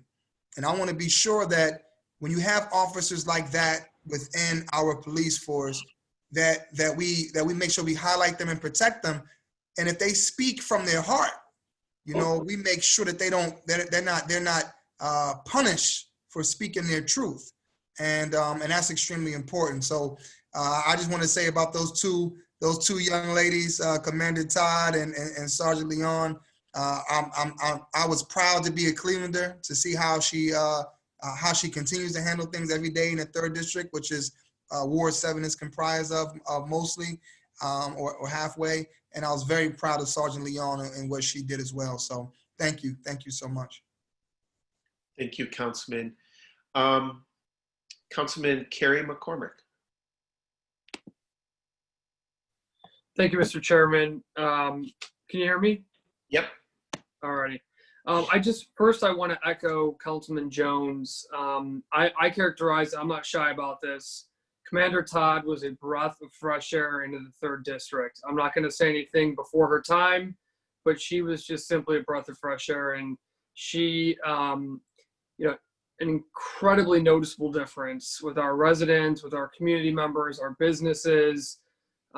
She's hands-on, and she also is straight up with people. And I think that even if, I always say, Mr. Chairman, even if it's not the answer someone wants to hear, it's a lot better just to be straight up with people, because then, you know, they will at least respect that you're telling them the truth. So I want to echo Councilman Jones. Life, you know, as a council rep, and, you know, with her leadership, with the community, has just totally a complete different environment under her than some of former leadership. I'll leave that where it's at. Just a couple questions, Mr. Chairman, and you know, to the specifics of, you know, what happened in front of the Justice Center and throughout downtown. You know, I'll be following up, Chief, once you put together that internal investigation, and once all of that comes out, you know, I try hard not to jump to an opinion one way or another until we see all the facts. So I will be following that closely, though. Another couple things I just wanted to note, Mr. Chairman, and I don't know that if this is pertaining specifically to anyone on this call, but the complete and total lack and breakdown of communication during the curfew was completely unacceptable. I spent days after the events on Saturday desperately trying to talk to my residents, to get information, and that communication out of City Hall, again, was completely unacceptable, non-existent in many times. And, you know, again, when you tell people something, even if it's not what they want to hear, even if it's bad news, at least you're communicating with them. And the days following Saturday, you know, people had no idea, could they walk their dog? Could they get their medications they needed? So I do want to highlight again, and I've expressed that to a lot of different people, but and then, you know, it puts me in a position where I'm desperately trying to get information out to my folks, because they have my cell phone number, quite frankly. Our residents downtown in Ohio City, and when I don't have the answers and when I can't share information, it puts me in a really tough spot when people have questions about critical services that they need, and I don't know where to send them. And so that, I just want to highlight that we cannot see that again. I don't know what communication system needs to change between council and the administration, but in those moments, I was looking to get accurate information out, to be able to, you know, help educate our residents on what was going on, and I wasn't able to, and that was a huge problem. And Mr. Chairman, I'm just going to put that out there that, you know, as a body, we need to have a conversation about communication to council, because it was non-existent, and this is not the only issue where this has come up. So I'll leave that there. Chair, can I comment on curfew? So Chief Williams, when the council gave the blanket authority when the pandemic came to the mayor and the administration, it gave wielding authority out of the mayor's office and our health director to implement issues like Councilman McCormick speaking with respect to closures of neighborhoods. Communication is key. And not only did it affect Cary disproportionately, but it affected all the contiguous neighborhoods to Ohio City, like mine, like Councilman Brancatelli's, like Phyllis Cleveland's, and Councilman Bashir Jones, that's contiguous kind of to that central business district. So we need, Chief, and I hope you take this message back. There needs to be better communication with the council members there. No need to respond. I want to let you know that it's an issue. Councilman. Mr. Chairman, and I just want to amend slightly. When I called the chief and the commander, they returned my phone call. That's not the issue. They always, the commander, again, as I said when I started, is extremely responsive, but it shouldn't take, the council person to call and, pull. The communications team and approach at the city should have been proactively pushing out that information, simply put, and that didn't happen.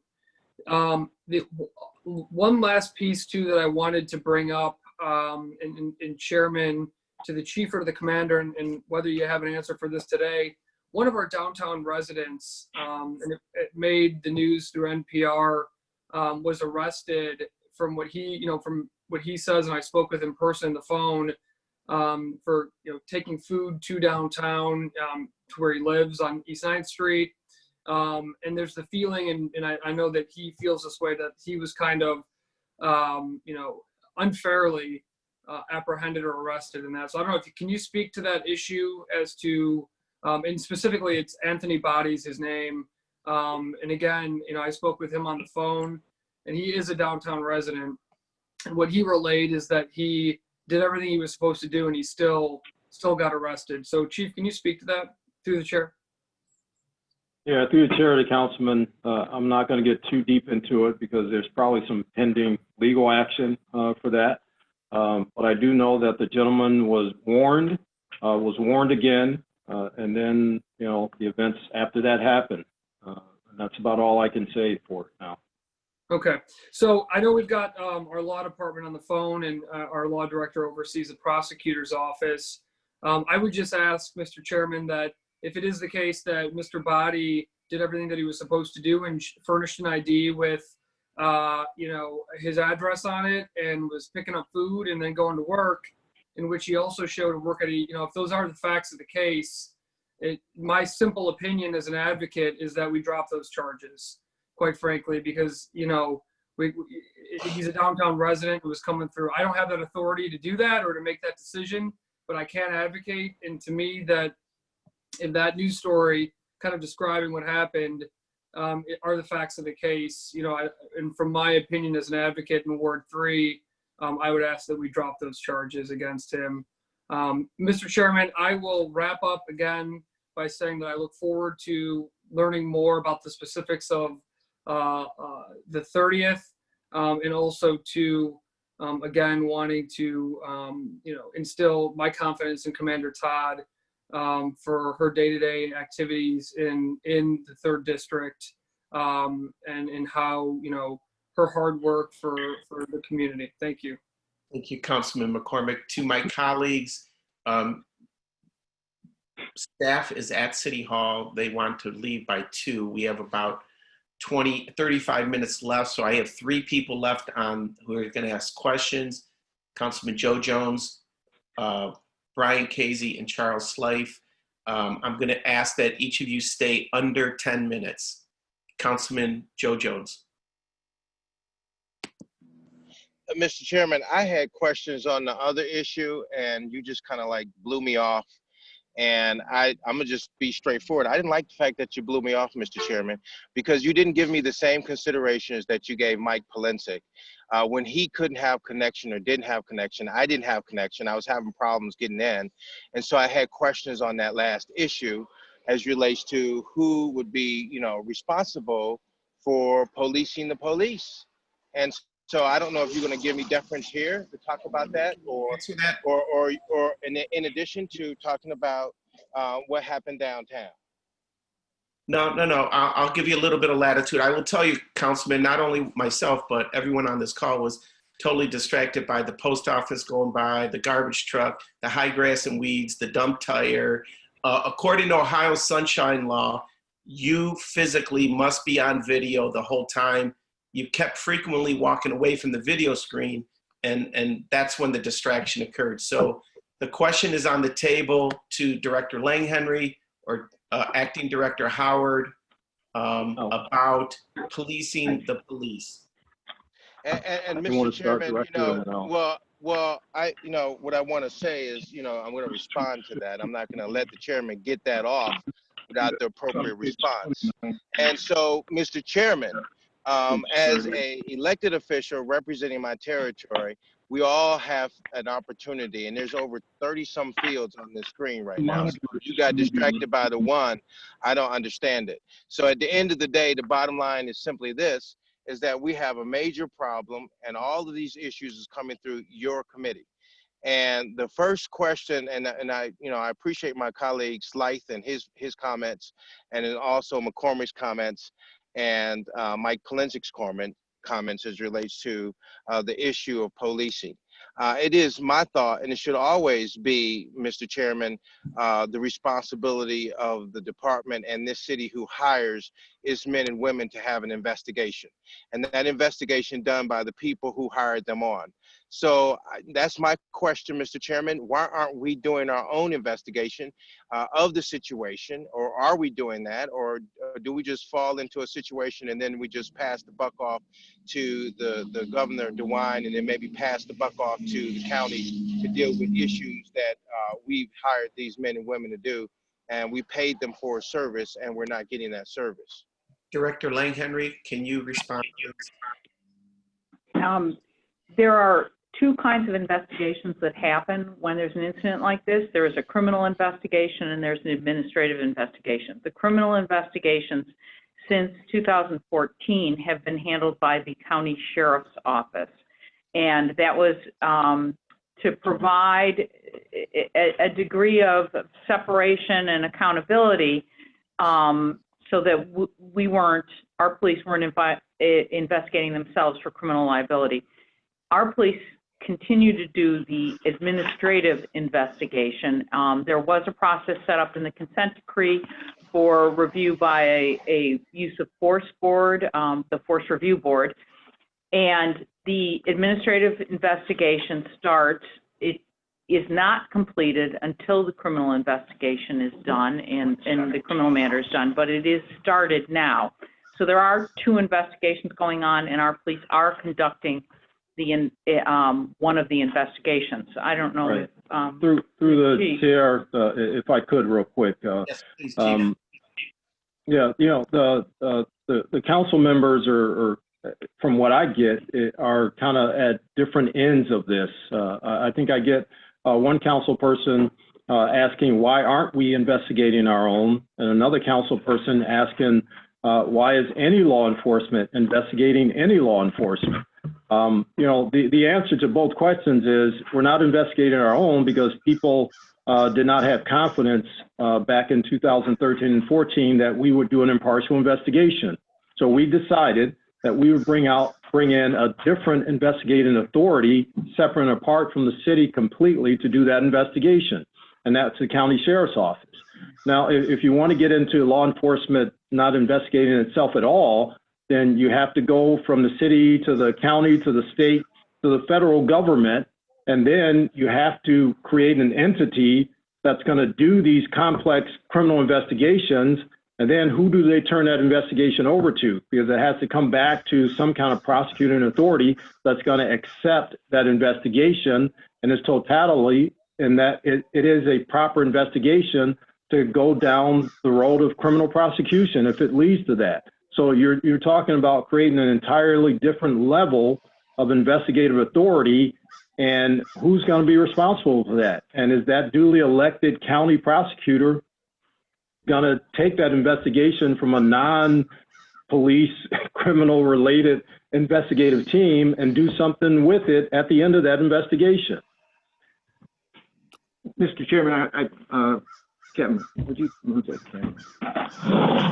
If you don't mind, I'd like to add a little bit to that in terms of the consent decree process. Yes, please. Okay, so the consent decree actually contemplates an outside agency doing these investigations, but in the event that happens, an MOU has to be entered into and approved. So that's exactly what happened here. The MOU approval is currently pending before Judge Oliver, and along with the FIT manual approvals, and the County Sheriff's Department has agreed to follow the FIT manual according to how we have adopted it with the city, and the court will be approving it. And finally, the monitor team will also be reviewing these investigations to determine whether they're complete and fair and accurate. And so we'll all get an assessment of this from them, an independent court representative in the future as well. Councilman Joe Jones? Mr. Chairman, I hear the dilemma, with, how, difficult, unfortunately, this issue is as it relates to investigating your own. And I heard Mrs. Lang-Henry talk about there is two investigations, one which is criminal and the other which is internal, and that you have to wait until after one is done. Why is that? Why can't they simultaneously be moving? Like, if there's something that a police officer, he or she has done, which is causing all of this unrest, why aren't we on the ground right away as a police department, whom we paying these people? Why aren't we investigating that? Why do we have to wait a second seat for the investigation to move or proceed on our side? Why can't they be simultaneously moving at the same time? Mr. Chairman, I would like to answer that, if you don't mind. Yeah, please. Okay, so through the chair to the councilman, we do the administrative investigation simultaneously. In fact, the administrative investigation and the interviews are required to be conducted early on, right after the event occurs. What we cannot do is complete the administrative investigation because we cannot force the officers, the involved officers, to interview for the administrative investigation until the criminal investigation is complete. So the administrative investigation is done except for interviewing the involved officers. Well, why is that, Mr. Chairman, to Mr. White? Because of Fifth Amendment rights, we can't force an involved officer to make a statement to the city when they're being investigated for potential criminal activity on the other side. Well, unless they plead the Fifth Amendment. I mean, but these people work for you. You can ask them the question. I don't understand why you can't ask them the question. And see, and that's the whole problem right now with the reason why the world is on fire, is because you're telling me right now that you want to wait until another process happens before you can ask him a question because he may plead the Fifth Amendment. I mean, what is this? Look, this is Think a complex. It sounds crazy to me. Okay. Well, the problem is through the chair to the councilman that we cannot force what's called a Garrity interview. We can't force an officer to answer a question, and if that happens, then any statement cannot be used. And so it gets complicated in that process, but you have to allow the criminal prosecution, the potential criminal prosecution, to proceed before you can complete the Garrity interviews. We have agreed to do the simultaneous investigation, which is I think a step in the direction that you want to go. Right. And Mr. Chairman, I thank you for giving me the deference of that. And then I'll move to how you doing, brother? Good to see you. I'm over here on this. I'll see you. So I wanna move to, and I'm out in the neighborhood, so please forgive me, picking up tires and stuff like that in vacant lots. I know Matt Zone talked about that, but that's just how bad it is in our neighborhood. And, I've sat here at this table and talked about these vacant lots for the longest, for 2.5, 3 years now, and we still have this issue. Just like all these questions I ask, I'm still not getting the response from the police department on it. And so I just, wanted to throw that put in there, and hopefully that, that somebody can help us, do a better job. And so, Mr. Chairman, to the chief, I see what you're talking about as relates to the process and all of that. So I appreciate the response from Mr. White. Moving, Mr. Chairman, to the protest in downtown. One of the things I got to say, I guess this is the question, Mr. Chairman, to the chief, is when someone is organizing a protest for downtown city of Cleveland, don't they have to fill out an application and have insurance and have a setup and can tell you about how many people they estimate that's going to be downtown in that protest? To the chair, to councilman, not necessarily. We have required that on certain occasions. And if people cooperate and do that, we appreciate that. But, we've had protests since May 30th in downtown and other parts of the city, and those folks haven't gotten a permit. It's a protected First Amendment right for folks to come out and voice their opinions. So we can't stop the protest just because they don't have a permit. So anybody can come downtown and have an event. Do they have to make you aware of that event? Do you get any information from them as relates to what that event is going to look like and how many participants will be there? Again, chair to the councilman, some people notify us, some people actually promote, whether it's a protest or a different event downtown or in different neighborhoods of the city, and we become aware of it, we contact those folks to get further information on what their intentions are. But again, a peaceful First Amendment constitutionally protected protest does not require a permit from the city of Cleveland. Right. And Mr. Chairman, to the director, and the reason why I asked that question is because I can remember the Ku Klux Klan coming here to the city of Cleveland when Mayor Mike White was the mayor of the city of Cleveland. And what he did was set up barriers between those who were the Ku Klux Klan and the other citizens. And I mean, he really set a system up in place to prevent any kind of vandalism to the city or clashes with the citizens and the police and any other kind of skirmishes that would happen. So to the least case scenario, Mr. Chairman, we should have something as relates to information of when people want to have these protests and how many people is going to be. And we should be able to request that information without preventing their First Amendment rights.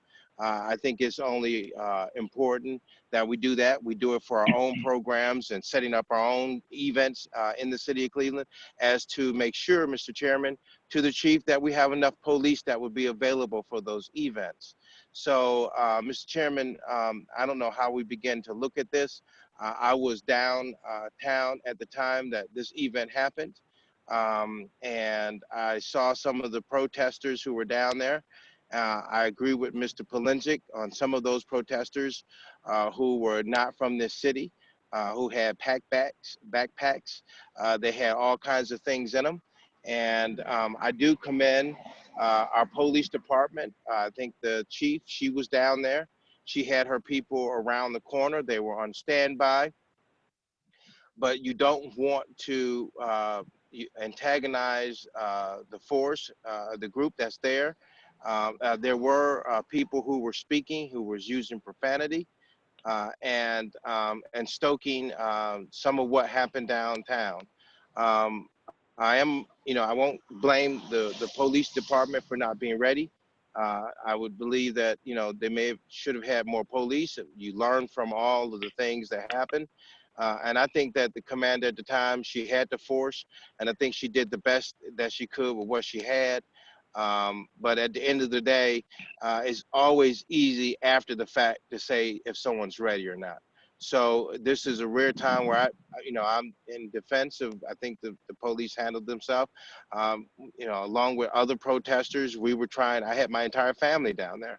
I had not only my family, but I had 3 other families with me down there at the protest. And it was a lot of people. So I think, Mr. Chairman, to the chief, though I hear you and I understand you loudly and clearly, not that we would restrict anybody's amendment rights, but we should at least know what the crowd is and to be prepared for it. And Mr. Chairman, I think that that's something that we should just have as a matter of fact, because you can't be prepared for something and you have somebody throwing a rock into the house and knock the windows out. They're saying, "Oh, you were grossly unprepared." Well, you didn't know how many police officers you're going to need to use, because you didn't know how big the crowd was going to be. So I think that when we see these kinds of situations in the future happening, Mr. Chairman, to the chief, I think it's our responsibility as a city to at least know or have an idea of what those numbers are. And Mr. Chairman, do you have any comments on that? I don't. Only comment I will mention, and I'm going to ask for assistance from Director Lang Henry from our law department, is right before the RNC City Council passed a comprehensive ordinance around people assembling, and the chief kind of alluded to it. So there is something that is in place, and we'll get that, and I'll make sure you get a copy of that. And Mr. Chairman, I'm not finished. Councilman. I got Councilman Jojo. I have 2 of our colleagues who haven't asked any questions, and we have 20 minutes left. They're each getting 10 minutes. Can you? I just have one question. Yes, one sir. question, Mr. Chairman. Please. Mr. Chairman, to the chief, do we have, or I can even ask you this, Mr. Chairman, I know that in our policy, we don't use any neck restraints or chokeholds. Is that true? And or do we have that in law, or is that just a matter of policy? It is a court-approved order by Judge Solomon Oliver. Judge Greg White spoke about neck restraints. Most people commonly know and refer to those as chokeholds. They are not permitted. You cannot cut off people's blood flow or passageways. So we can get you the GPO on that. Is that a matter of policy or law, Mr. Chairman? Chief Williams? Yeah, through the chair to councilman, it's part of our policy. It's been prohibited for a while. We don't call it we don't call them chokeholds. Yeah. No restriction of any part of the neck at all. And Mr. Chairman, just, I think would be really important for us, because I know that other cities have made these moves. When another police officer has secured a suspect, and that suspect is compliant. In the case of George Floyd, you can see the police officer purposely took that man's life. And this has been an issue all across this nation, where you've had unarmed African-American men, their lives have no value and they've just been taken. And as you know, many of my colleagues have seen me since I've got on this council talking about the significance and the importance of investing into the African-American community. Now, we have some of our communities are heavily invested in, but in neighborhoods that are minority, the investment is not happening. And so when it comes to this particular issue of restraints and chokeholds, we've seen, Mr. Chairman, other cities take the action of saying, we're going to make sure that we put it in the law, not policy. So I would recommend, Mr. Chairman, I work with you to make this a matter of law. We can say zone and Jones, or however you want to put it, but we make sure that that's a part of the law. And in addition to that, if another police officer is looking at another police officer, whether he be a veteran police officer or a rookie, and he's doing something after the suspect has been secured that is in violation of or close to taking that suspect's life, Mr. Chairman, I believe that we should have, again, a law in place for the police officer who's at the scene, that's seeing the violation or the causing of death or bloodshed to a suspect who's a citizen. That officer should move towards a direction to say, hey, enough is enough and stop what's happening. Can we do that, Mr. Chairman, to the chief? Thank you. Can we Councilman, do that? yes. Can we make it a law? We have 18 minutes left and you have 2 of your colleagues. I'm asking you to be considerate of your colleagues. Thank you. I'm just. Councilman Brian Casey.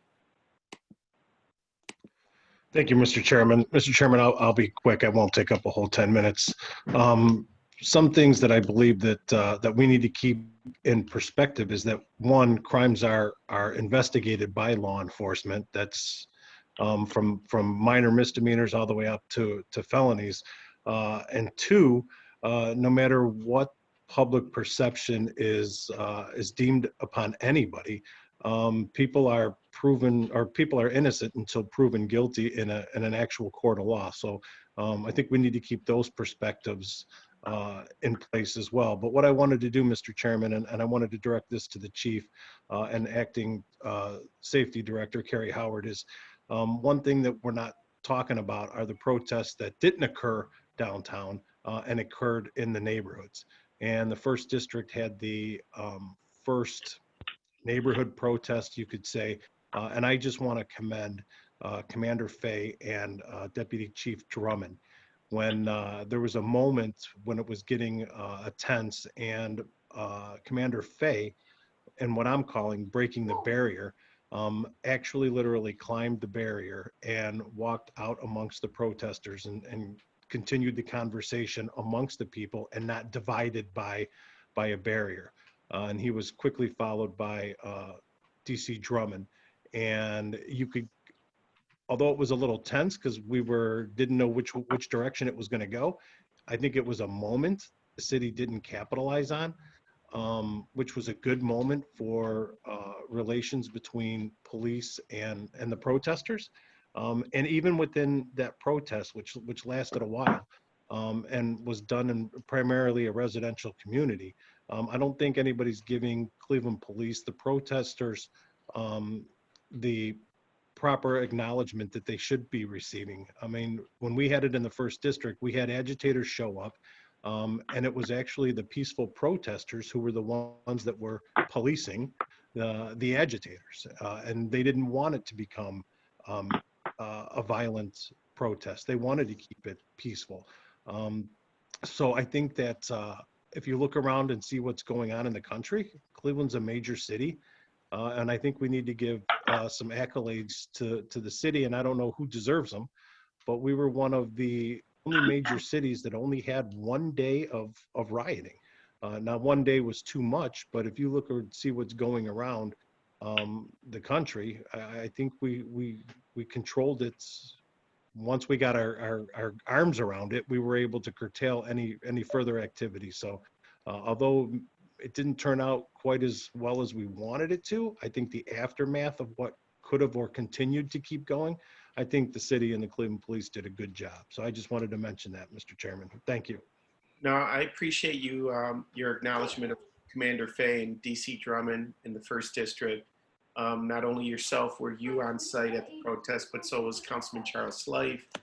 And the one at the second district one, I know Councilwoman Jasmine Santana, Council President Kevin Kelly attended that one as well.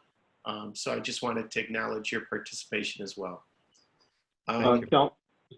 Chair, a response. If I could real quick, Mr. Chair and the committee, the councilman kind of stole my closing remarks, so I appreciate that. But what I want to do is really highlight the same things you just talked about. You know, one night of unrest, which was one too many for us, just so everybody knows, and several protests to continue around the city, that there were no major issues. And that's due in total part to the men and women of this division, our other partners from the federal, state, county, local level that came into this town. And after that one night, and even during that one night, to make sure that nothing else happened in the city. And I personally want to thank all those folks, those mayors and police chiefs from around Northeast Ohio, the governor, of course, with the National Guard, all of our federal partners, the county exec with the county folks. You know, this was definitely a team effort. And as the councilman pointed out, you know, we had one terrible night, and we wish that hadn't happened either. But since then, due to the things that happened within the city, from the mayor on down with curfews and things like that, although people didn't think they were communicated well, but those things, the actions of our officers, boots on the ground, our commanders, right there personally with folks, are what has kept this city safe. And I appreciate the acknowledgement from the councilman for that. Thanks, Mr. Chairman. Thank Thanks, you, Chief. Councilman Casey. Councilman Charles Slife.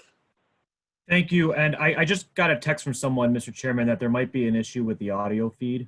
So if council staff's listening, that might be an issue.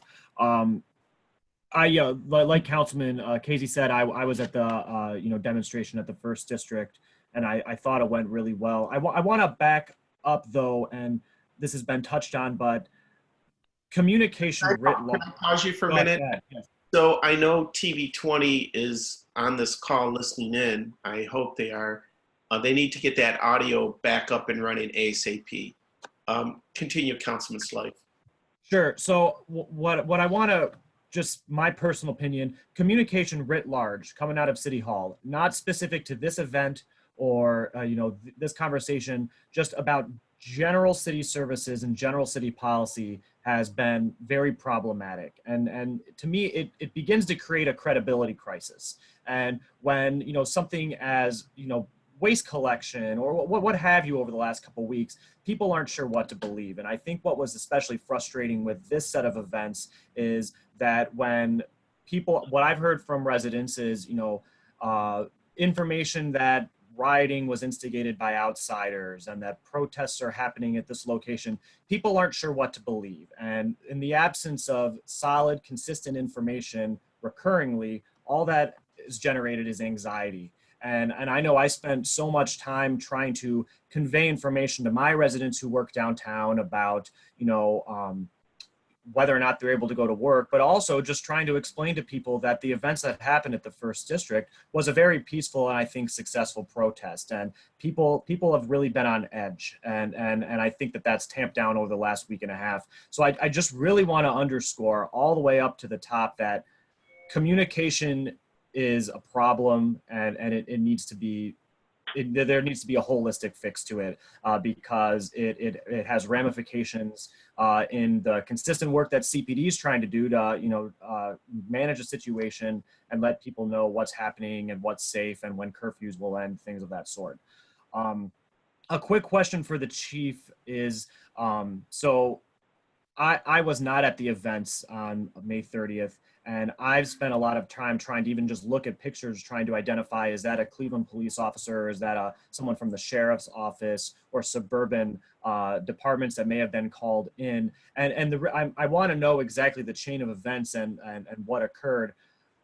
But I have a fear that if something is to go wrong by some outside agency that we partner with, that the city of Cleveland ends up taking it on the chin. And I really want to know, how do we coordinate with other law enforcement agencies during large events like this to make sure that, that the message coming out of CPD of this is how we deal with these events and this is our policy and we allow people to protest peacefully, is that message is being conveyed over to our partners and that, things are escalating unintentionally. Chief? Chief, before you begin, Chair, can I just address communication? This is Acting Director Howard. I'll be the first to admit it. Communication is not perfect, but I don't want to sit and let the tone be as if there was no communication. We sent out text messages. We communicated through Facebook. Press conferences were had. Phone calls were coming from the Mayor's Action Center. I personally had phone conversations with citizens and members of council. Every effort was taken to ensure that communication was being put out there. Some folks who had called had not read the proclamations and they had questions, and I read to them the proclamation and it answered their question. So I just don't want to have the tone of this meeting to reflect that there was an absolute communication breakdown when, again, communication can always be improved, but I will tell you that more than half of the questions that I answered, that I took in, I was able to answer by reading the proclamation to them and reading the text messages that were sent out throughout the time of the protest. And I just don't want it to be viewed in a bubble. I want it to be put into perspective. So I'm not challenging any councilman's statements with regard to their personal feelings with regard to the communication, but I do not want the citizens of Cleveland to believe that there was a complete communication breakdown. And part of the what evidences that successful communication is the fact that we had one horrible night, and I agree with the chief. I wish we had not had that night, but we had one night where we were watching multiple cities in conjunction with the city of Cleveland that were on their 6th, 7th, 8th, the 11th night at some places, and the credit should be given to the men and women of the Cleveland Police Department, our partners, and the city of Cleveland citizens who came out and protested, because they worked very hard to make sure their message was not lost in the midst of looting and folks taking advantage of the situation, striking the businesses on Euclid Avenue and Villa stores around the city, because we were working to manage a crisis in real time. And absolutely, I believe Councilman Jones said it, is that you can sit back and we can Monday morning quarterback or armchair quarterback the situation that happened, and we can and trust me, we're all looking at it to make improvements. But at the end of the day, the city of Cleveland functioned. Citizens' questions were answered. Councilmen's questions were answered. Alerts were sent out. Press conferences were had. So I just don't want it to be taken out of context. That's all I have. Thank you. Councilman Slake, you had a question in there. I know. I did. I just want to underscore that there's an expectation from residents that when they call their councilman, that the councilman knows more information than what's available in the press release. And I'm not saying that the city didn't make efforts within this, but it was very disturbing when social media started saying that their journalists were not going to be allowed downtown, and that turned out to not be true. But it took a 10:30 p.m. press conference from the mayor that I had to text Kerry McCormick because he didn't know it was on. So I don't think we're not Monday morning quarterbacking. We're reviewing plays, and we have to do that if we're going to improve. But Mr. Chairman, my question was about how we coordinate with other departments so that we can ensure that there's consistency across multiple law enforcement agencies during large events. Yes, Councilman, through the chair of the councilman, the folks that we're talking about that were brought into the city of Cleveland are normal partners, be it from the suburbs, from the federal government, from the county, from the state. They have worked with us, at least during my tenure here in the division as chief since 2014. They have worked with us on just about every major event in the city. They know our posture. We've trained with them. They know that the things that we do and don't do, that we tolerate and don't tolerate here in the city of Cleveland, as far as how we police major events. All of those officers that came in from other jurisdictions were under the command of a Cleveland Division of Police supervisor. They weren't out there on their own taking individual actions or actions as that group themselves from another city. They were under the command of a Cleveland Division of Police supervisor. So again, we work with them all the time. And Councilman, Chair, I'm sorry. I know that we're running out of time here. We're like 4 minutes to 2 o'clock to 3 o'clock here. I did want 2 o'clock. I'm sorry. I'm losing. I have no other questions. It's been a long couple weeks. I did want Commander Todd, who did an excellent job. She was, basically in the fire the entire time.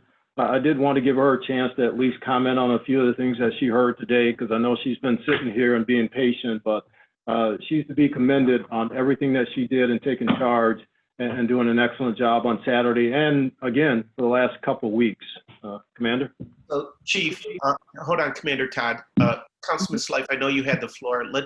I'll give you final say at the end, but Commander Todd, your first time before the Safety Committee, so welcome.